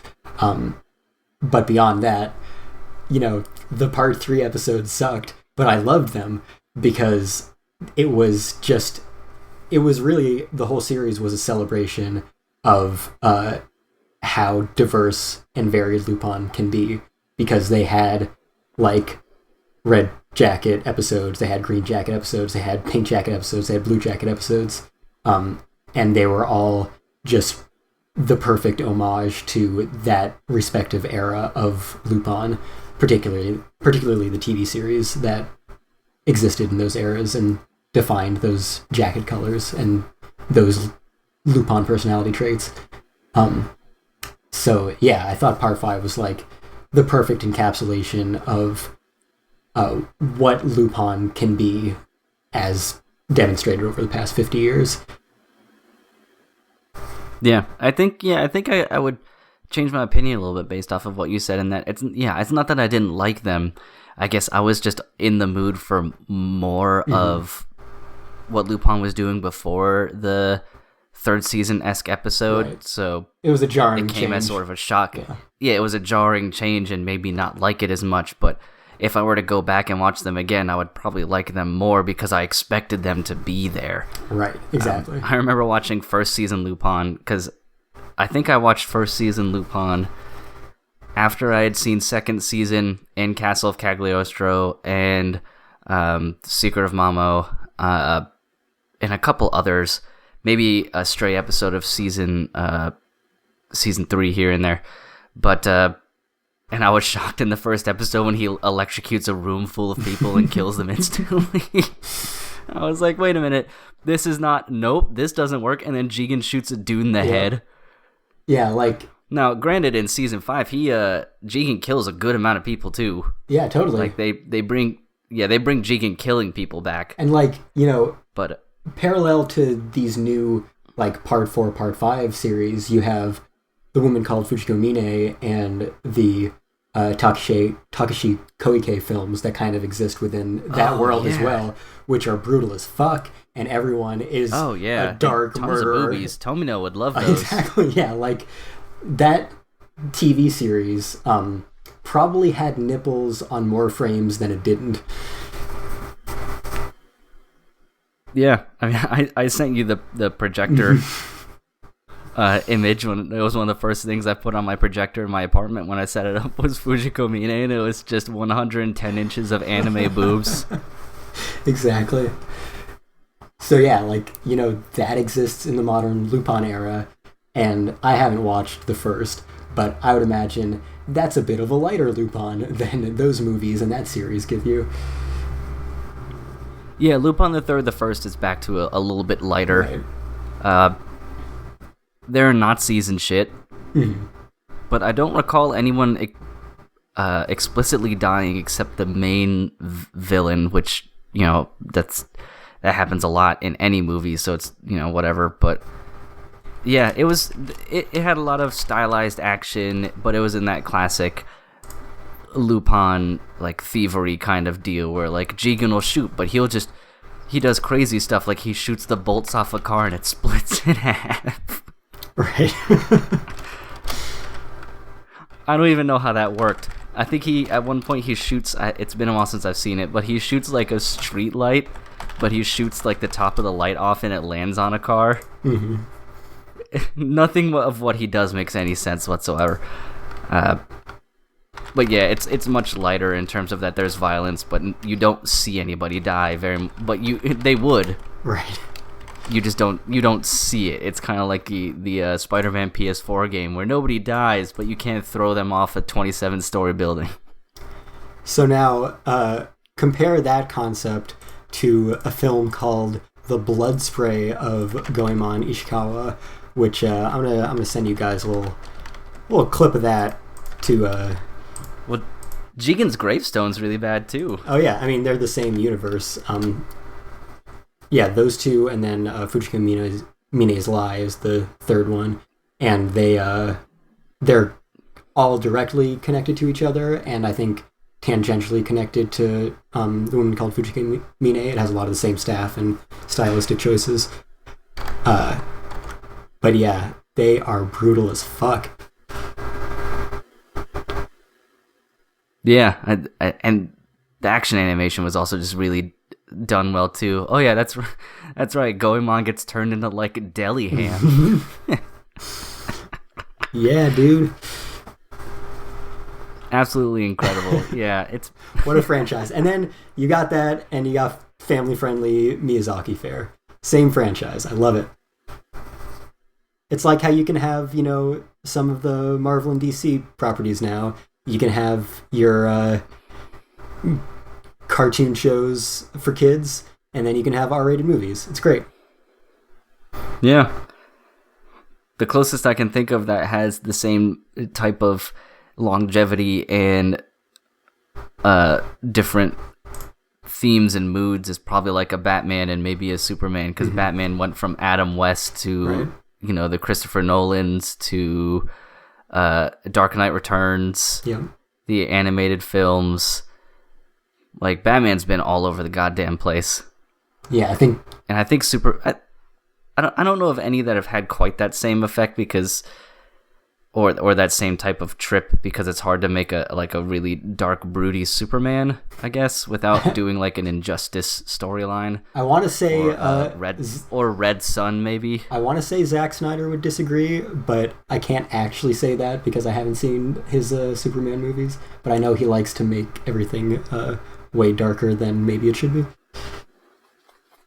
That's true. I guess I just don't think of it as much because I remember there was a lot more disagreement or controversy around Zack Snyder's Superman movies than there was like the difference between Adam West Batman and Nolan Batman, and people generally like both. Right, exactly. I think it is kind of one of the issues that is antithetical to Superman. But Zack Snyder's Justice League is a 4-hour R-rated movie with Batman and Superman. In the Batman universe, I don't know if the new Batman movie is going to be PG-13 or R, but it looks very dark. Nolan's movies were like really skirting along the edge of PG-13. They got away with a lot. Joker, it's the same franchise, very hard R. And like you mentioned, even some of the animated films are R-rated. The Killing Joke, stuff like that. And too bad that movie sucked. You've got the Adam West campy old live action stuff from the 60s, and some of the cartoons from the past 30 years. Yeah, most of them an have Adam been West cartoon redo recently. Yeah, that was just a cartoon extension of those 60s movies that had been redone. So I think that's just why I think Batman has it the most, because at any one point in time, you could have all those going at once. Right. You'll have that cartoon, you'll have Lego Batman, and then you'll have Joker. Yeah, and then you'll have Justice League R-rated with Batman coming out in a 2-year span. It's true, yeah. Yeah, those are kind of the franchises, in the West that get away with doing it at the same time. You can have Lego Batman and Joker released on the same day. It's pretty fascinating. Indeed. But yeah, more Lupin is always good. Mm-hmm. By the way, I'm currently watching Batman the Animated Series, which is great. So I have a lot of... Oh, the original? Yeah. So I have a lot of thoughts about Batman these days. Yeah, that's an absolute classic as well. I'm gonna drop a little anecdote from that. So that was a Fox Kids TV series that was for kids, but definitely brought Batman back to the dark noir style. That was very much not like the campy Adam West stuff. But it was still for kids, and in the commentary of one of the episodes, they're talking about how these robots move, and the director of the episode is like, oh yeah, that was influenced by Legend of the Overfiend, which is a famous hentai, so that was not a name I was expecting to hear in the commentary for a kid's cartoon. Anyway. Last piece of news before we go to the big thing. So another thing that I have been doing recently, I basically just started in earnest this week, was finally finding some time to start really playing Dragon Quest XI, which, as I understand it, is 1,000 hours long. So have fun. So I was like, yeah, all right, I'll get through this game eventually. You know, it might take the backseat to some anime and manga I get in, as it has been for the past few months. It'll take the backseat to some other video games that are coming out that will probably be shorter to complete. But it'll always be there as a backup. I'll get through it eventually. Dragon Quest games take forever to come out, so I've got plenty of time. And then 2 days later, Dragon Quest XII was announced. So we don't know anything about it except that it will exist, and it'll be called, or subtitled, The Flames of Fate. So that's cool. Dragon Quest XI is really good. I've heard the Builders games are good too. Yeah, I mean, I'm not interested in that genre as much as, like, you know, a good old JRPG. But I know a lot of people love Builders. It's probably a lot more popular in the West than the mainline series is at this point. It's interesting because, like, Dragon Quest has always been... That's one I don't know if I'd ever get around to. Dragon Quest has always been a lot more popular in Japan. Really, even than Final Fantasy in a lot of ways. Like, especially in terms of cultural significance in, like, the 80s and 90s, Dragon Quest was like you see references to Dragon Quest in everything. Because that's just, like, what all those creators grew up playing was Dragon Quest. The first few generations of it. And obviously Final Fantasy has always been way bigger than Dragon Quest pretty much everywhere else, I think, especially in the US. And Dragon Quest has never really caught on, at least the main series, which is a bummer. But I get it, because, yeah, there's not that nostalgia for it, and they are very traditional JRPGs. They are like the perfected version of it, but they do not try to innovate very much. So if that's what you're looking for, is a nice classic JRPG with some slick Toriyama designs, they are, like, perfect. But certainly not reinventing the wheel. So they're pretty grindy.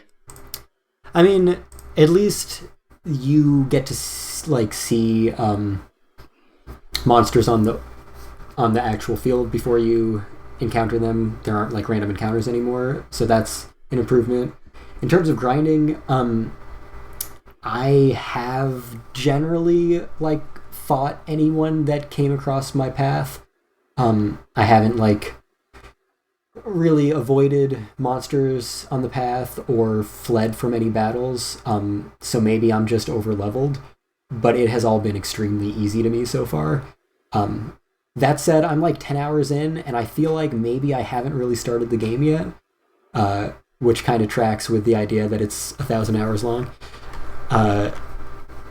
So yeah, I don't know if I'm at the point where I should have faced a challenge yet, but I certainly have not. Maybe I'll have to grind eventually. I think I remember Dragon Quest IX, I had to do some grinding at the end of the game for, like, the final boss, and they have, like, metal slimes, which are the super high defense, but super high experience monsters, so you just go and grind a bunch of those in a dungeon for a while before you fight the final boss. So, yeah, I don't know if I'll have a bunch of that in this game if I ever get to the end of it, but so far the only real distinction I found from, you know, any JRPG from the past 35 years is no random encounters. Yeah, I think this is just one that I'll always admire from afar, because I already don't have a ton of time to play games, let alone games of that breadth. Like, I think the longest game I've played recently was Red Dead, which is, you know, relatively long in its own sense. But now I'm playing Doom, and not the new one either. The 1996 DOS version. Yo, like OG Doom? Yeah, OG Doom. Yeah, Fucking love that game. Oh my god, it's so good. it still holds up. It really does. Holds up. Like, I still play it, like, once every year or so. Yeah, it still holds up, but the best part is oh my god, it's so good. Oh yeah, definitely. And the best part is with a game like that, since it's comprised of many levels and not like a really coherent story of any type, you can play it for like 15, 20, 30 minutes at a time and then put it down and do something else. Yep, And while still map done. Yeah, while still having made demonstrative progress in the game. So you can do 1 or 2 maps, maybe 3 maps if you get an easier one, and then put it down, and you're like, oh, well, this game has 30 maps, and I did 3 of them, so I just did 10% of the game. Yeah. Definitely one of my problems is that all my franchises that I follow tend to be very long games, especially for like the main titles, which are the ones that I care about. Because, yeah, pretty much the franchises I try to keep up with, but I have failed in all situations at one time or another, are like Pokemon, Zelda, Final Fantasy, and now trying to get back into Dragon Quest. And most of those tend to be very long. Because, like, you know, I just played The Last of Us for the first time in, like, December. And it's like, I don't know, 30 hours of gameplay at most. Maybe less than that, maybe like 20. And I was like, oh, that was it? Cool. That was great. I'm done. Amazing. Yeah, sometimes it could be nice to slip those quick complete games in there so it feels like you actually did something productive in terms of like working on a back catalog. Yeah. And that's or things you can be like, oh, I just beat this game. I'm great. Exactly. And that's why like I always put video games on the back burner and never get to them and skip big titles and franchises that I care a lot about and play maybe 1 game a year because, you know, there's so much anime and manga out there, and I'm like, I can read 10, 20 series, I can watch 10, 20 series, or I can play 1 game. Yeah, sometimes it can definitely be a tough decision. That's for sure. But yeah, I'm excited for whenever Dragon Quest XII comes out, I guess. In like the same way that I am for Final Fantasy 16, in that I hope it's good. I hope I get time to play it and complete it. That's about all I have on that. Indeed.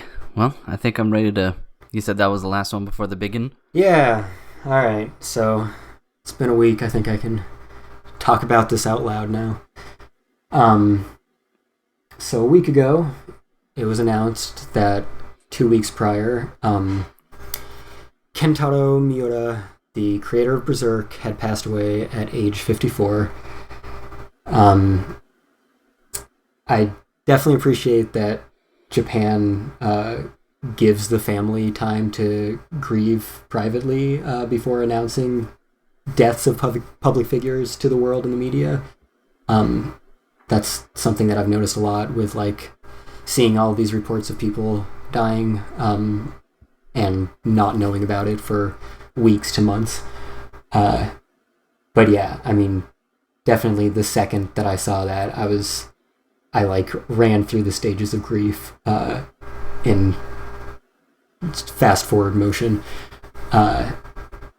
And, you know, Berserk, a lot of times when someone famous dies, you know, we try to find the best things to say about them, the rosy parts of their career to make them stand out and celebrate the greatest of their time. But with Miura, it's like impossible to do anything but that, because as I've mentioned many times, Berserk is my favorite manga of all time, and nobody else could do it. Nobody else, like, there are a lot of things in Berserk that feel commonplace now, but so much of that is because of how much Berserk has influenced, because Miura had been writing and drawing it since the 80s. There was an interview with the creator of Hajime no Ippo, who Miura had worked under as an assistant when he was 18. And at the time, he had shown Morikawa, the creator of Hajime no Ippo, his notebook And he had Berserk planned out already. And he was like, these are the pictures in my head. I need to get them out. And he's been serializing the story ever since. And he's always been an incredible storyteller and innovator in the genres that he works with. He switches genres throughout his work. He does like traditional medieval fantasy all the way to super Lovecraftian cosmic horror, body horror, total psychedelic stuff. And the way that it jumps between them, even if someone else picks up the story because it is incomplete, he was still writing it. Even if he left really good notes on where the plot's going, like, we're never just gonna get another like full volume with not a single word of dialogue and just like mind-blowing apocalyptic imagery, just pure fever dream all the way through, which is what he would give us, and it would be amazing. And that's what made Berserk so unique. And just the quality of his artwork, even back, like, the Morikawa was mentioning in these anecdotes about working with him when he was like 18. He only worked as an assistant under Morikawa for like, I don't know, a few months or something, because he was like, you're too good, you have to just go do your own thing, I can't teach you anything else. And yeah, even going back to his work in the 80s when he was like in college, fresh out of college, it's incredible artwork. And even from that baseline, he's improved so much, to the point that like every panel is like a mind-boggling work of art that should be in a museum. And yeah, these are all factors that have made Berserk what I consider the greatest anime, or the greatest manga of all time, and one that I don't think can be adapted, even in the best of circumstances, into an anime without losing so much of just Miura's craftsmanship, because you can't animate that kind of detail. And yeah, now we're at a place where he's gone. There's more story to be told. We're really nowhere near the end. And considering the twists and turns that it's already taken, there's no way of really predicting where it was supposed to go.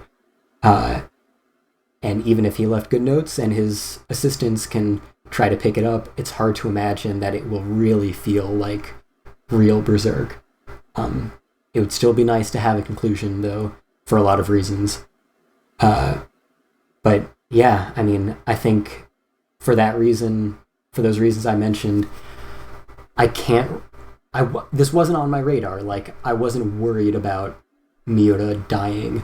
But now that it's suddenly happened and it completely caught me off guard, I kind of can't imagine anyone else who would have quite the same impact, because I can't think of another thing that is like my favorite of a medium that I care this much about, that's created entirely by a single person, and that is so much defined by what makes them so unique and how they tell stories so unique, and especially one that is incomplete, that's unfinished. So the fact that, my favorite thing of this medium that I care so much about may never be complete, and may never, even if it is, will almost definitely never feel like it should when it completes its run. Yeah, between that and, just having so much respect for the guy and him only being in his 50s, it all hit really hard. And it's been great to see, people's outpouring of love and support and respect for his legacy and everything that he's accomplished over 32 years of writing and drawing the series, and not only telling such an incredible story, but influencing the genres and so many other people so much. And just hearing them, different creators, talk about how much, like, you wouldn't have Dark Souls without Berserk, you wouldn't have Dynasty Warriors without Berserk, you wouldn't have the Castlevania series, the Netflix series about Berserk. Final Fantasy, there's a Dark Knight class that's just the Berserker armor. All of the giant swords in Final Fantasy and everywhere else are directly taken from Guts' sword. A lot of stuff like that. A lot of, modern D&D fandom follows a lot of Berserk stuff as well.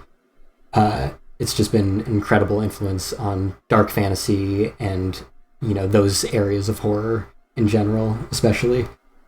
So yeah, for all of those reasons, this was a huge deal, and yeah, it's gonna hurt for a while, I think. Yeah, I think his age is actually what surprised me the most, because it just seemed like, Berserk was around, forever. Mm-hmm. I mean, it had a fucking Dreamcast game. Yeah, 1989. That's when it's been running since.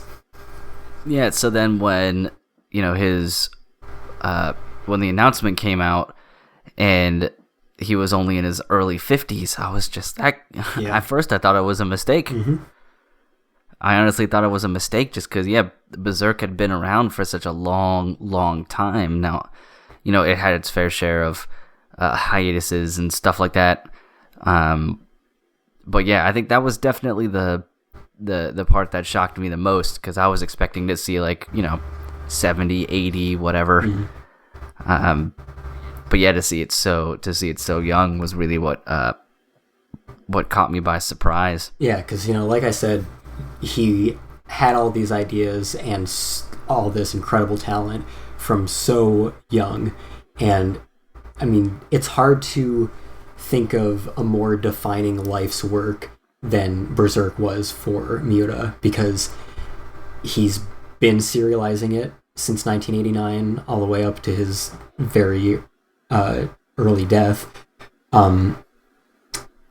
and he had done almost nothing else except for Berserk throughout his entire career. And yeah, he had sketches of Guts and a bunch of other Berserk characters by the time he was 18. He wrote and published the Berserk pilot manga, which appears in one of the volumes of the manga in when he was in college, and I think it began serialization when he was in his early 20s. Oh yeah, one other thing that I wanted to mention about seeing the reactions to it. All of the deluxe editions, which are amazing, by the way, were in the top 20, 25 of best-selling books on Amazon. Not just comics, not just manga or anything like that, but top-selling books on Amazon. Some of them were top 5, which was awesome to see. But yeah, anyway, he started very young and absolutely dedicated his entire life to this one series, which is why, that was maybe even more the reason that it hurt so much. Not because I don't get to see the end of Berserk, but because he doesn't get to see the end of Berserk. You dedicate your life to this thing, and there's one interview between him and another mangaka recently that was published in ANN's whole write-up of creator tributes to him, and Morikawa talking about his time as his mentor, I guess. But there was this interview, this back and forth between Miura and this other mangaka, where they were talking about their series and when they might be ending and what's going to happen after they're done with them, and just being oh yeah, just gotta stay healthy to make sure that I outlive my series. You don't want to be still writing it when you die. And that hurt a lot to read coming in the wake of this, because he was very optimistic about it very recently. And unlike a lot of mangaka, he was given a flexible schedule. He's able to take as long as he wants to come out with each chapter, which is great. But apparently it wasn't enough, and, he probably overworked himself too much still, because, even if he doesn't publish a chapter for a year, the chapter comes out and you look at the artwork and you're like, how did this not take you 30 years just to draw this chapter? Because it's just that insane. But yeah, I mean, I'm the one thing that I'm glad about beyond just seeing people's just paying tribute to the series and everything that he's accomplished, is that I feel like this is finally the wake-up call that a lot of people needed, to stop being like, oh, when's the next chapter gonna come out? With these people who are like overworking themselves to death, like Togashi. Like if there's never another chapter of Hunter x Hunter, I want it to be because Togashi is taking care of himself and is gonna live a long, healthy life and play as many fucking Dragon Quest games as he wants, not because he died and can never write another one. And yeah, there's been a lot of that across the board, and it's really bad when people like get on their case for playing video games, which was the case with both Togashi and Miura in a lot of situations, when they like say that they've been playing a video game, and they're like, get back to work. And it's like, man, these motherfuckers have written like some of the most iconic, influential, greatest works of this medium of all time. Let them play a video game. You assholes who are complaining about it so that you can steal it, get to play those video games in 1% of the time that's going to take these guys to get through them, and you haven't written one fucking masterpiece. So, Jesus Christ, I hate it so much. So hopefully, if nothing else, it serves as some sort of wake-up call to be like, oh yeah, these people need to take care of themselves first, or else, at the most selfish of levels, I don't get to see the rest of my favorite series beyond these poor motherfuckers are dying horrible deaths in their 50s because of pouring their lives into the work that you're going to pirate. Yeah, my wife and I were talking about it a little bit today, because she asked about what tonight's podcast was going to be about. And I said we'd probably talk about this to at least, some extent, depending on, when we get to it and other things like that. But the concept of the overworking in the industry and stuff like that came up, just because it is so endemic, all over the place, where like animators, mangaka, all those people are taking hiatuses and stuff. And I shared with my one friend who reads Berserk a lot. I don't think he caught up. He was waiting until like enough chapters or volumes got ahead of where he was so that he could read it all at once, because he didn't want to do it like, week by week or whenever they came out. Telling him stories and stuff about like the mangaka, and what was their name again for Hunter x Hunter? Togashi. Yeah, Togashi. How Togashi, prints like publishes notes or whatever. He's just like, oh, my back pain and stuff is so bad that I can barely move, let alone get out of bed. Exactly. And things like that. And it's hard to read those and think of anything about their series. Sometimes it's more like, shouldn't you be, taking care of yourself or things like that? Because, at the end of the day, Hunter x Hunter and Berserk and things are masterpieces, but they're still just art in media and things that you can pick up and put down and continue whenever you want. But I'm sure they always experience so much external pressure, not only from their publications and their publishers, and you had said that Miura didn't even have that, but just the fan bases and sometimes your own drive. Yeah. Like your own pride and your own drive would probably make it hard for someone to convince you to take a break. But some of these people, it was sad reading some of Togashi's notes when I was sharing them with my friend, because he was just like, oh, I haven't gotten out of bed in days, but I hope to be back to work soon. Right, exactly. And I'm like, dude, like I know you probably want to end these in somewhat of an optimistic note, but I would hope that people would like you to get better rather than wondering when you're going to get back to work drawing your comic. Yeah. Because there's some stuff that's just not worth it. Yeah, and I mean, you know, we were talking about that Japanese work ethic earlier, and that definitely plays a big part in it. You know, Tezuka's last words were, "I need to work more." His nurses at his hospital had to like take his manuscripts away from him so that he wouldn't work. And like you see that even in like Bakuman, where like the dude is in the hospital and he's like, but I need to draw more. And the series presents it as like, yeah, shonen grit, gotta push past those limits and keep working hard. And I'm like, no, that's so toxic. But that's the reality, and a lot of it is editorial pressure. And then some people, well, especially when you're in like a weekly Exactly, magazine, yeah. like Jesus Christ, exactly, like so untenable. And like Oda is like, I just want to work all the time. I don't ever want to take a break. I never get tired. Just want to work.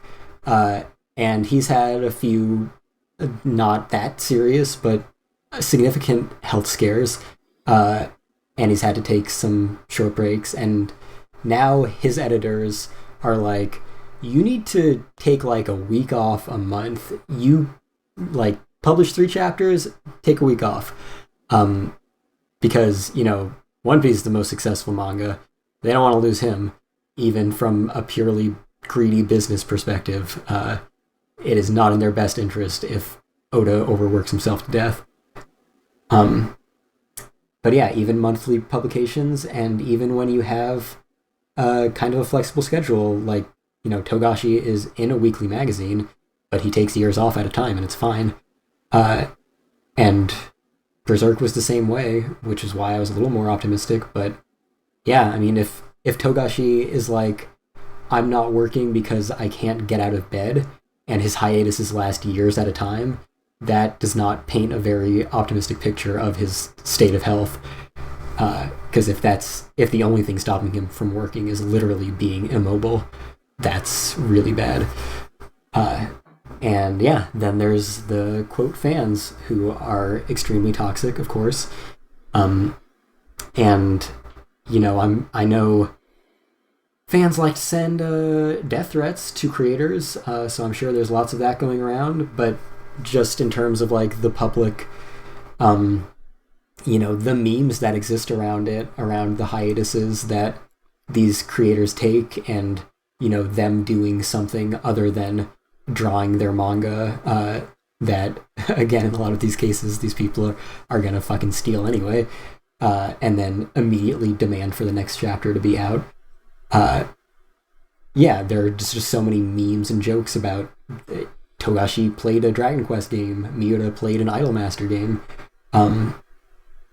and that's why the hiatuses are forever, not because these are human beings who are under incredible pressure and stress, and you know, even if they're perfectly healthy, they get like 3, maybe 4 hours of sleep a night, which takes its toll and is extremely stressful, if nothing else. And yeah, trying to meet those deadlines, like 20 pages a week, is absurd. It's not sustainable at all, but it is the bread and butter of this entire industry. And it's been going that way for over 50 years. Yeah, and just, not thinking of them as human beings with health issues. I think the fact that mangaka are kind of, you know, they exist to the public almost exclusively through their work, and like maybe a comment, an issue. That's it, for the most part, compared to like a lot of other celebrities. You can see them in like a public setting in a way that you, I think, can humanize them and empathize more with their situation, and maybe see the kind of health issues that they're in. But mangaka, they're draped over their drawing desk for 18, 20 hours a day every day. So, not only does that mean that they are causing incredible strain to their bodies, and not being able to get out or get sleep or do anything with their lives, but it also means that they're always holed up and they don't get that public exposure that lets you realize that, like, these are people who are more than their works, and they might be in situations that could mean their demise much earlier than you would expect. I wonder how much of this is attributed to these great creators with their various masterpieces or long-running series where they're like the sole purveyors of the story. Mm-hmm. I was wondering how much of it is a version of them like hiring assistants because they're afraid that they won't execute their vision appropriately, because sometimes not really knowing a whole lot about how some of these creation processes work in manga. I know the general structure, thanks to just reading and watching so long, and some series have come out like Bakuman that have kind of explained how it worked. That there's some of them can be so averse just to hiring someone to like fill in the clouds. Yep, absolutely. Yeah, and it's like I don't think anyone's going to read too much into the particular shade of gray on a cloud unless they're just absolutely nuts. But I know that and that's not exclusive to manga. Like filmmakers like Stanley Kubrick and stuff have been doing it forever. Mm-hmm. There's I don't want it to sound like I'm comparing myself to legends here, because that's absolutely not what I'm doing. But I'm another one of those people where I am absolutely completely averse to letting anyone assist with any aspect of what I make, because of just I need to have complete control over everything, and I need to make sure that there is a certain level of quality. And even if it's something like filling in a cloud or helping with coding, which I'm not even good at, it's like your baby. Like, you wouldn't want someone else to watch your baby for you, and it's totally fine. A lot of people are okay with that, but there are certain people, especially auteurs like Berserk guy Togashi, that they can't let go of their product even if they know it's the smart thing to do, because it's just that important to them. Mm-hmm. It definitely adds to pressure, but I feel like even if they were to let other people help, it wouldn't alleviate enough for it to really make much of a difference. Because I know if it were me, and again, not comparing myself to them, but if there was someone else working on things that I normally work on myself, it would add to the stress level, because I'd be so worried about how they're going to handle it, what they're going to do, that it's an extra strain on your mind. Like, being able to control everything, even if it is harder and takes longer, it helps mentally, in my experience. Yeah, definitely. And I can't remember exactly what the circumstances are. I feel like one of the people that we've been talking about, I want to say it's Togashi. I'm pretty sure Miura has assistants. But yeah, with I think maybe Togashi, but certainly some mangaka, they will refuse assistance for exactly all of those reasons that DJ said. And I think for stuff like manga and even visual novels, if you can make it work, I think there's probably even more motivation to do that than like film auteurs, because in filmmaking, no matter how much control you want to have, you have to let other people work on it. But with manga, you're already so close to being the entire production staff that you can just go that extra level and not have a few assistants. Mm-hmm. And then you are 100% the creator of Berserk. And when it's been your entire life from your early 20s to your mid 50s, that's what defines you. I can definitely see the motivation to be like, for it to truly be your product, having that opportunity for it to be 100% yours and having no one else touch it. And that's a problem when it gets into those situations where it makes you even more likely to burn out and overwork yourself. But yeah, most mangaka certainly have at least a few assistants. With One Piece, Oda generally doesn't draw backgrounds. He generally doesn't draw things that don't move in general. That's all assistants. And it's still too much work for a single creator, really, with what he does have to do. So yeah, even with like all of those concessions, having assistants, not working weekly, having shorter chapters, having less detail, having a more flexible schedule, even with all of those things, it is such a demanding job. So as you start to remove those things, which are generally, a lot of them are luxuries that a lot of mangaka don't have, you can just imagine how much it inflates that level of stress and pressure and health risk. Mm-hmm. Like I've never read Berserk, but just knowing the type of person Miura was, it's a really telling death, because it could really happen to anybody else in that position, and there are so many people in that position, like we've been talking about, and it's just the fact that it was someone like him who is the sole creator of probably the most influential manga ever. It's a big hit, and it's gonna be felt. There's just no way around it. And I want to say it's avoidable, but it's gonna happen again. Yep. And it's really unfortunate that things have to be that way. It has been heartwarming to see like fans starting to like tweet at their favorite creators and being like, how's your health doing? Please take care of yourself. We can wait for new chapters. Yeah. Even with me, and I'm just a random fucking person that doesn't matter at all, I still have fucking hundreds of people just being like, yo, take it easy. Like, we can wait. And there are a lot of people like that. But it's even when there are a lot of people like that, I know, yeah. there's something in a creator's mind where they can hear that thousands of times and still just, I need to work. Like, I need to work. That's the mindset. Yeah. And it's unfortunate, but it's kind of like ingrained. I know that, a random fan saying, take a break is not enough for a creator to, break their entire way of thinking. I'm just saying it's better to have those messages come their way than people acknowledging that it is dangerous at times.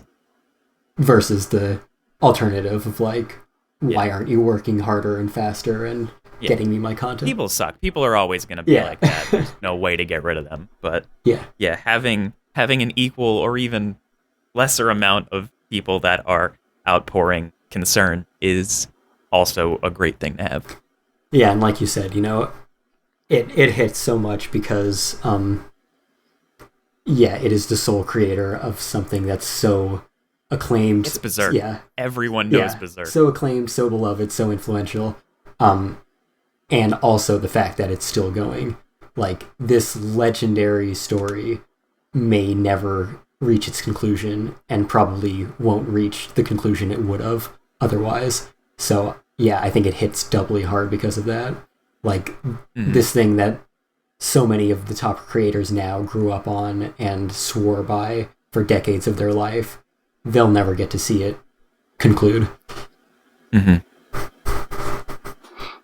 Or at least not satisfactorily, like you said. It could. Right. They won't see the original vision. They won't see how Miura would have gone on crazy fever dream tangents. They won't see the intense detail that he would have put into every panel. That original vision that he has been building toward for decades will never come to fruition. Yeah, It seems like this happens in this industry a lot in general, and maybe just because I'm plugged into it. But it seems every couple of years something like this happens. Yeah, totally. And when it doesn't quite happen to this extreme, it seems like every few months, maybe every month, I see some news report of some mangaka, maybe not, as big of a name.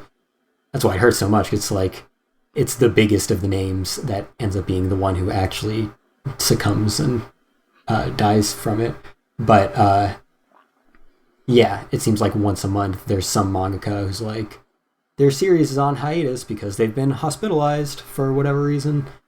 And I'm like, Jesus Christ, this industry has so many problems. And it is similar to the animation industry, but it's a lot more on the health side versus like the poverty side. They both have both issues.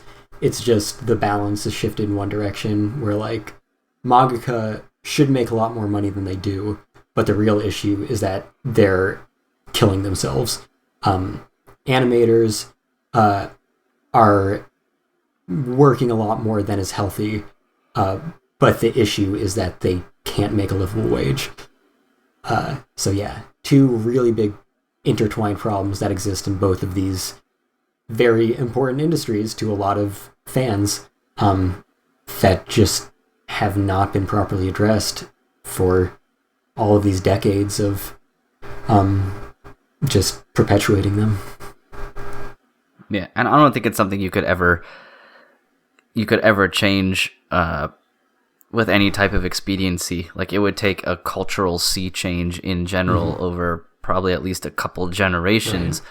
And not just in Japan, though Japan is, as we've spoken about earlier and in other episodes, and just in general, they have a huge work culture. But we do here to some extent in the United States as well. And it takes so much time and so much effort and so much cultural change to not treat working more as some type of like badge of honor and grit, like what you were talking about. In that eventually you have to not work, even if you have to force yourself to not work because your health has to come first. But, we have it in some extents over here where it's like, American grit and, you just keep working. And I mean, you can, as a weird comparison, you can see it a lot in the food service industry right now, where it's going through an insane change because the workers there are tired of working 70, 80 hours a week for $8 an hour. Work to the absolute bone. But for a long time, that was considered just cutting your teeth. Right. I've talked to people who've worked in the food industry. I've worked in the food industry somewhat, fast food when I was in fucking school. rough, man. Yeah, it's tough. Like I'm just meeting the people who are lifers, and they're just, if they're not working 40 hours at the McDonald's that I was working at, they were working 30, and then they were working another 30 at the Burger King or whatever. And then they saw that as just a normal thing. Like, and they're making nothing for it. Like Nope. I've had a bunch of jobs. I worked in food service, I did legal shit, and now I am a business owner and the sole creator of a fucking game that I put way too much time in. And the restaurant is 10 times harder than any of those things, just because it's so physically demanding and it's so stressful, and it's not worth it from a financial point or perspective at all. It's just, I feel so bad for anyone that is a lifer and gets stuck doing that. Even the people that, like, that's what they want to do, because you can only become so wealthy off of that industry. It's just really tough to be in. Yeah, unless you're the next like Guy Fieri who's signing you for have to 80 be million bucks or whatever. Like, that's why Gordon Ramsay is on so many TV shows, because that's where the money is. Like, yeah, he is a fantastic Michelin star chef, but like, you can only make so much money as a chef like that. You're gonna make a lot more doing anything else, pretty much. Yeah, it's absolutely nuts to go into some of the communities for food service workers on the internet, whether it's through Reddit or restaurant-based forums and stuff, where they're like executive chefs, the people that you are told growing up that the movies like Ratatouille are made about, and the movie Chef, Yep. And like they're masters of food, masters of taste, incredible artists, you know. And then you look at how much they're making, and it's like, oh, I work 70 hours a week, and I make $17 an hour. Yeah. And it's just like, offensive. Are you kidding me? Yeah, you're like, you're at the top of you're in your prime, the top of your class, and yeah, there's some chefs that do make a decent amount of money, you know, but they also are the dudes who may be the executive chefs of like 2 different restaurants and may have an ownership stake. But there's a lot of people who are incredible chefs, and yeah, they don't make anything, and they work a shit ton, and they don't get thanked for it, and you know, all sorts of stuff. So it's nice seeing them have a sort of moment right now in demanding better pay and treatment. I fully support it. Yeah, if there's absolutely. any industry that should be paid more, it's food service, 100%. Yeah, for sure. So one can only hope that in like manga and anime and things like that, you know, you start to see a little more pressure maybe from like the public and the workers themselves. I'm not going to sit here and tell you that I know how the ins and outs of those businesses work, that if it would be as quote unquote easy as it was for, you know, the food service industry by just not going to work and things like that, especially because no matter how much you love anime and manga, it isn't the same as restaurants that generate food that people need to eat. So you can't really say it's essential or anything like that. But sometimes it's nice to see those little, you know, kick-ups like that. I can't remember the name of the project, but it was like that crowd-funded thing that they were trying to get together so that the animators could live in those dorms. Yeah, the animator dormitory project, yeah. But even that's horseshit because that's like crowd-funded. Yeah, it's crowdfunded. That's not paid. Yeah, crowdfunding to get these people a place to live so that they can make no money. Yeah, so that's total horseshit. It's nice to see in like that they get that, but also that should not be on the consumers to do. Like, I mean, we could turn this into a whole screen on tip culture and shit like that, but yep. hopefully we can see a similar change, especially after, you know, such an, you know, a devastating event like this happening in the industry, that you start seeing a little bit more care put into, you know, paying them and trying to promote good physical and mental health. And yeah, you'll have people who won't adapt, or they'll continue in their old ways because it's what they've known. But maybe at least for whoever would be the next Kentarou Miura, let's just say that they'll have a little bit better treatment and abilities to do this, and maybe it just turns out better, because yeah, you'll always have people who won't want to do it, but maybe just in general to revolutionize that market a little bit, that business, because yeah, like you said, Kestrel, it's rough, it's not fair to the creators.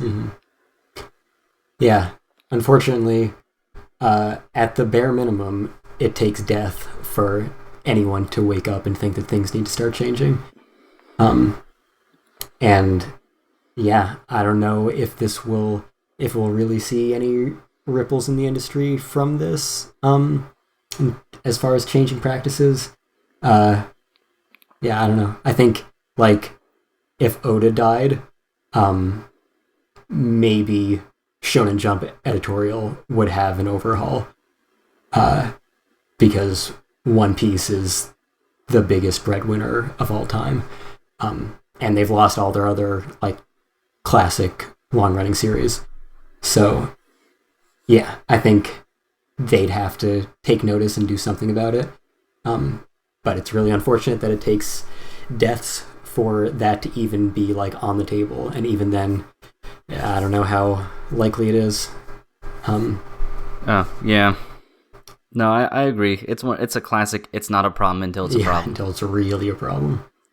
Yeah, until it's too late. It's too late. Yeah. So, but we can hope. Yeah.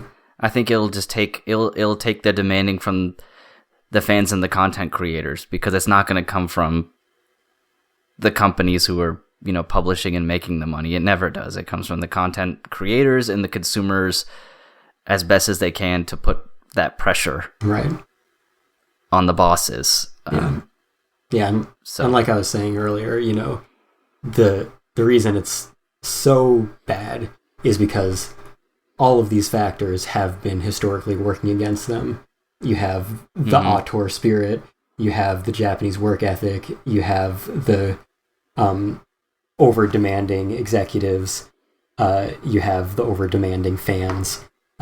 So just every force is coming at you from every direction, including internally, to just be like work. So yeah, you're right. It would take just so much to crack away at that, and I don't know if we're there, if that's that realistic to happen anytime soon, but I really hope so. Yeah, you can be optimistic. Talking about this, it gave me a random thought that it made me think of Monthly Girl's Nozaki-kun in a way, in that I think watching that from now on and other shows like it is gonna be a little weird because it's used as a joke a lot. Right. In Nozaki-kun especially, where he comes to school and they're like, we thought you got in a fight, and he's like covered in cold compresses, and it's like, no, because I was up until 5 a.m, working on this, and then they're like, oh, haha, it's just because you were working yourself to death. Exactly. It's the same way in F. I'm replaying that visual novel now, and it's another dude who's a mangaka, and it's just it's just a thing. That's how they live. Yep. Yeah, I mentioned the scene in Bakuman. It's like, yeah, it's the epitome of shonen spirit to continue working on your manga after being hospitalized for it. That is such a bad message. But that show also has messages about women being incompetent, so, Yeah, I remember you telling me about that. It was I'm going to be honest, when you told me that it was still good, I was like, yeah, I don't know. Weird little bits of misogyny and toxic corporate culture. But other than that, yeah, it's a weird show. Series. It's by the Death Note guy, right? Yeah. The same team. Yep. Interesting. But yep, so yeah, this one sucks, and I'm with DJ. I never really read it either, but I'm very well aware of its cultural impact and how much people are connected to it, and all the things we wouldn't have without it, like your Dark Souls and stuff like that. Mm-hmm. Yeah, and I guess I hadn't, obviously I'd rather be ignorant forever than have this be the reason, but I hadn't felt that much of just its cultural impact throughout all different kind of nerdy areas in the West as much. Of course, it had all this acclaim. Of course, in manga circles, it was very well known. But it took this happening to just realize that, this was, one of the biggest, most well-known, most beloved things for so many people that I wasn't aware of. So, yeah, it's I guess it's bigger than even I expected, and it's nice to see that. But, yeah, for those of us who were, reading a volume a year of our favorite manga of all time and just waiting to see what he'd come up with next, and just his incredible craftsmanship, yeah, it hurt a lot. Yeah, I know I brought up that I asked if you could estimate how much was left, and Kate said something like it felt like they weren't even 40% of the way through. It felt like there was still a lot. It wasn't like it was on the home stretch or anything like that. There was still a lot of questions. Yeah, it's like some of the stuff I was mentioning earlier, and I think I mentioned this in that chat, is there's no story which I am less certain about the trajectory of than Berserk, because of just the crazy twists that it's taken in the past, and the things that Miura would do that no one else would think to do with the story. In some ways, especially early on, it seems like a pretty straightforward story, and you can imagine how any other creator would tell it and reach its conclusion, and it would have been over by now. But just his style of storytelling is so unique, and yeah, I just can't imagine what's going to happen next at any given moment, or how much the story has left in it in terms of content, because it could, his assistants could find some notes and pick it up and finish up the story in not that long a period of time, I think. But I think it's at least as likely that it was between 50 and 75% done, and there's still dozens of volumes left to be told, and that we wouldn't expect anything that happens in them, because that's just how that series goes. Indeed. Yep, a major loss. Yep.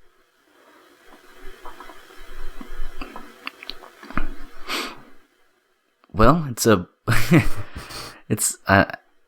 trying to figure out to be like, just, oh, are you ready to end the podcast now? Now that we've, we've mourned someone for so long. Yeah, that's always a weird transition. It is. Yeah. I don't think there's any way to smoothly do anything like that. But I don't think it would have been doing any justice to put this in the middle and then end with, hey, there's more Lupin. Right, exactly. Yeah. So, but yeah, I think this is as good a time as any to end the episode, unless there's anything else that you guys wanted to add. I mean, I guess we can, for now, we can segue that into recommendations, where I recommend that everybody get some rest. Yeah. DJ. Don't overwork yourself. DJ. Yeah, DJ. Yeah, except me. Yeah, exactly. That's what they all say. No, actually, I have I compulsively plan everything, and I have my next month, like, every single day planned out already, and I did schedule myself a couple days off, so that is a good thing. Nice. Go catch a catch a Rangers game. What about that? I said, go catch a Rangers game. I wanted to, because the Astros were going to be there, like, last week, but COVID stuff, even though I'm vaccinated. Anyway, my actual recommendation for a not big demand of you all is that the D4DJ Gacha game just came out, and it's a lot of fun. So you should download that if you like cute girls and electronic dance music. Yeah, as of tomorrow, I am officially fully vaccinated. So, nice. Take some time off your game, come hang out. Let's, I'm probably, I don't know if you're gonna, and I don't even know if the podcast is the right time to talk about this, but I'm probably gonna go to Anime NYC. All right. And that's in November. Yeah. Cool. You should. Yeah, do that's that. That's something we should talk about in an episode, because Otacon's still happening. Otakon is still happening. Yeah. I think I'll probably wait until the last minute to decide whether I'm going to Otakon. That's what we're doing too. I have the hotel. Mm-hmm. I booked that like immediately just in Right, case. 'cause you can we also actually had always forgotten cancel. all about it. When is Otakon? It's like in late August.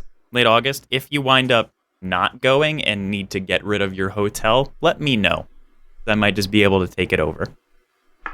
We shall see. It also is nice because, at least for Otakon hotel rooms, for the most part, you have up until like 48 hours to cancel without exactly.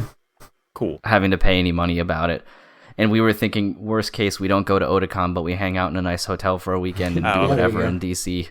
Never mind that. But yeah, I mean, Yeah, so if, I've got to talk to my people, but if we end up like getting a hotel and planning for maybe Otakon, we might have a spot open if you're interested. Cool. We'll talk about it. Want to get out and do conventions again. Yeah. It's been too long. yeah, that's what we're excited about too. But it just turns into what's the situation going to be Exactly. like? Yeah, exactly. It's a little too close still to be like sure that it's going to be in a good place by then. Mm-hmm. Yeah, we'll probably make the decision probably in July between my friends and myself, because at that point it's kind of like it is what it is. And We've got like more than half the country vaccinated already. Like that number's only going to go up. So right. Yeah. But we'll see. Right. You know, But Yeah. Never know. Anything can happen in a few months of COVID. New strains. You know, can't be too safe. yep. Yeah. But yeah. Anyway. So yeah, take some time off your game. Come hang out in Vermont or something. We'll hang out at conventions. Ice cream. Yeah. Maple syrup. Yeah, I'd love to hang out with you guys. And yeah, my recommendations. So, you know, obviously, as the segue from that whole conversation, I guess it's a weird time to recommend it. But obviously, a lot of people are getting into Berserk now because, you know, all of the volumes shot up to the best-selling books in any medium on Amazon. It's weird to be like, start reading the story now that you know that it'll never have a proper ending.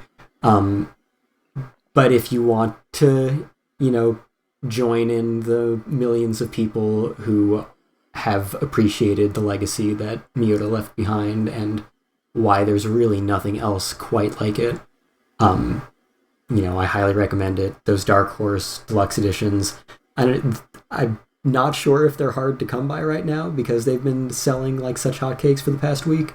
But if you can find them, they are gorgeous. They are like my ideal manga release, especially since they are of my favorite manga. So yeah, definitely check those out. I think the first 5 or 6 are out. I can't quite see that shelf from where I'm sitting. The 8th is supposed to release in August. Oh, they're up to 7. Okay. Yeah, so definitely check out Berserk if you haven't. If you're extremely averse to manga, I always say you haven't read the right manga, and, you know, the right manga is probably Berserk. But if you just really want to stick to anime, the 1997 TV series, if you can dig up those DVDs, is good. And the Avoid anything else. yeah, the 2012 movies are fine, but they cover the same material as the 97 series, and it's not as good. So, yeah, if you can find the 97 series and you need to stick to anime, go with that. If you can't find it, you can probably find the movie trilogy, and that's fine. It gets pretty good as it goes on. You know, there's nothing I can say to excuse the 2016-2017 series. Regardless of the material, it's just bad. So you can dog keep shit. away from that. Non-Berserk recommendations. So these aren't entirely new, but I read them in the past month. So there's a light novel called 3 Days of Happiness, which is very good, and it is a standalone light novel. You'll burn through it in a few hours at most. It's got a nice little hardcover with a dust jacket. So yeah, definitely pick that up. It's got a great complete story that it tells. I hope they license the manga adaptation, which is not the same title, but it's the same story.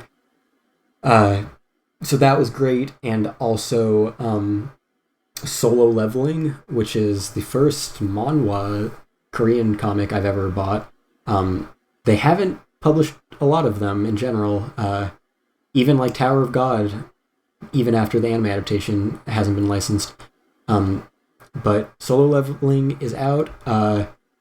It's very good. It's full color. It's like 300 pages in the first volume. And yes, it looks great. And it's a series I'm really excited about. So check that out. And for anime, as I mentioned, the Made in Abyss movie Steelbook, which includes the 2 compilation movies as well as the very important sequel movie, in a really nice steelbook. It just came out 2 days ago.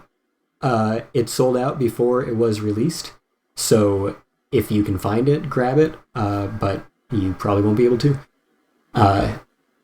And the Final Fantasy VII Advent Children Complete 4K Ultra HD Blu-ray is coming out in a few weeks. So if you're into that, check that out. I'm interested to revisit that movie and see how it has aged, especially in terms of production quality.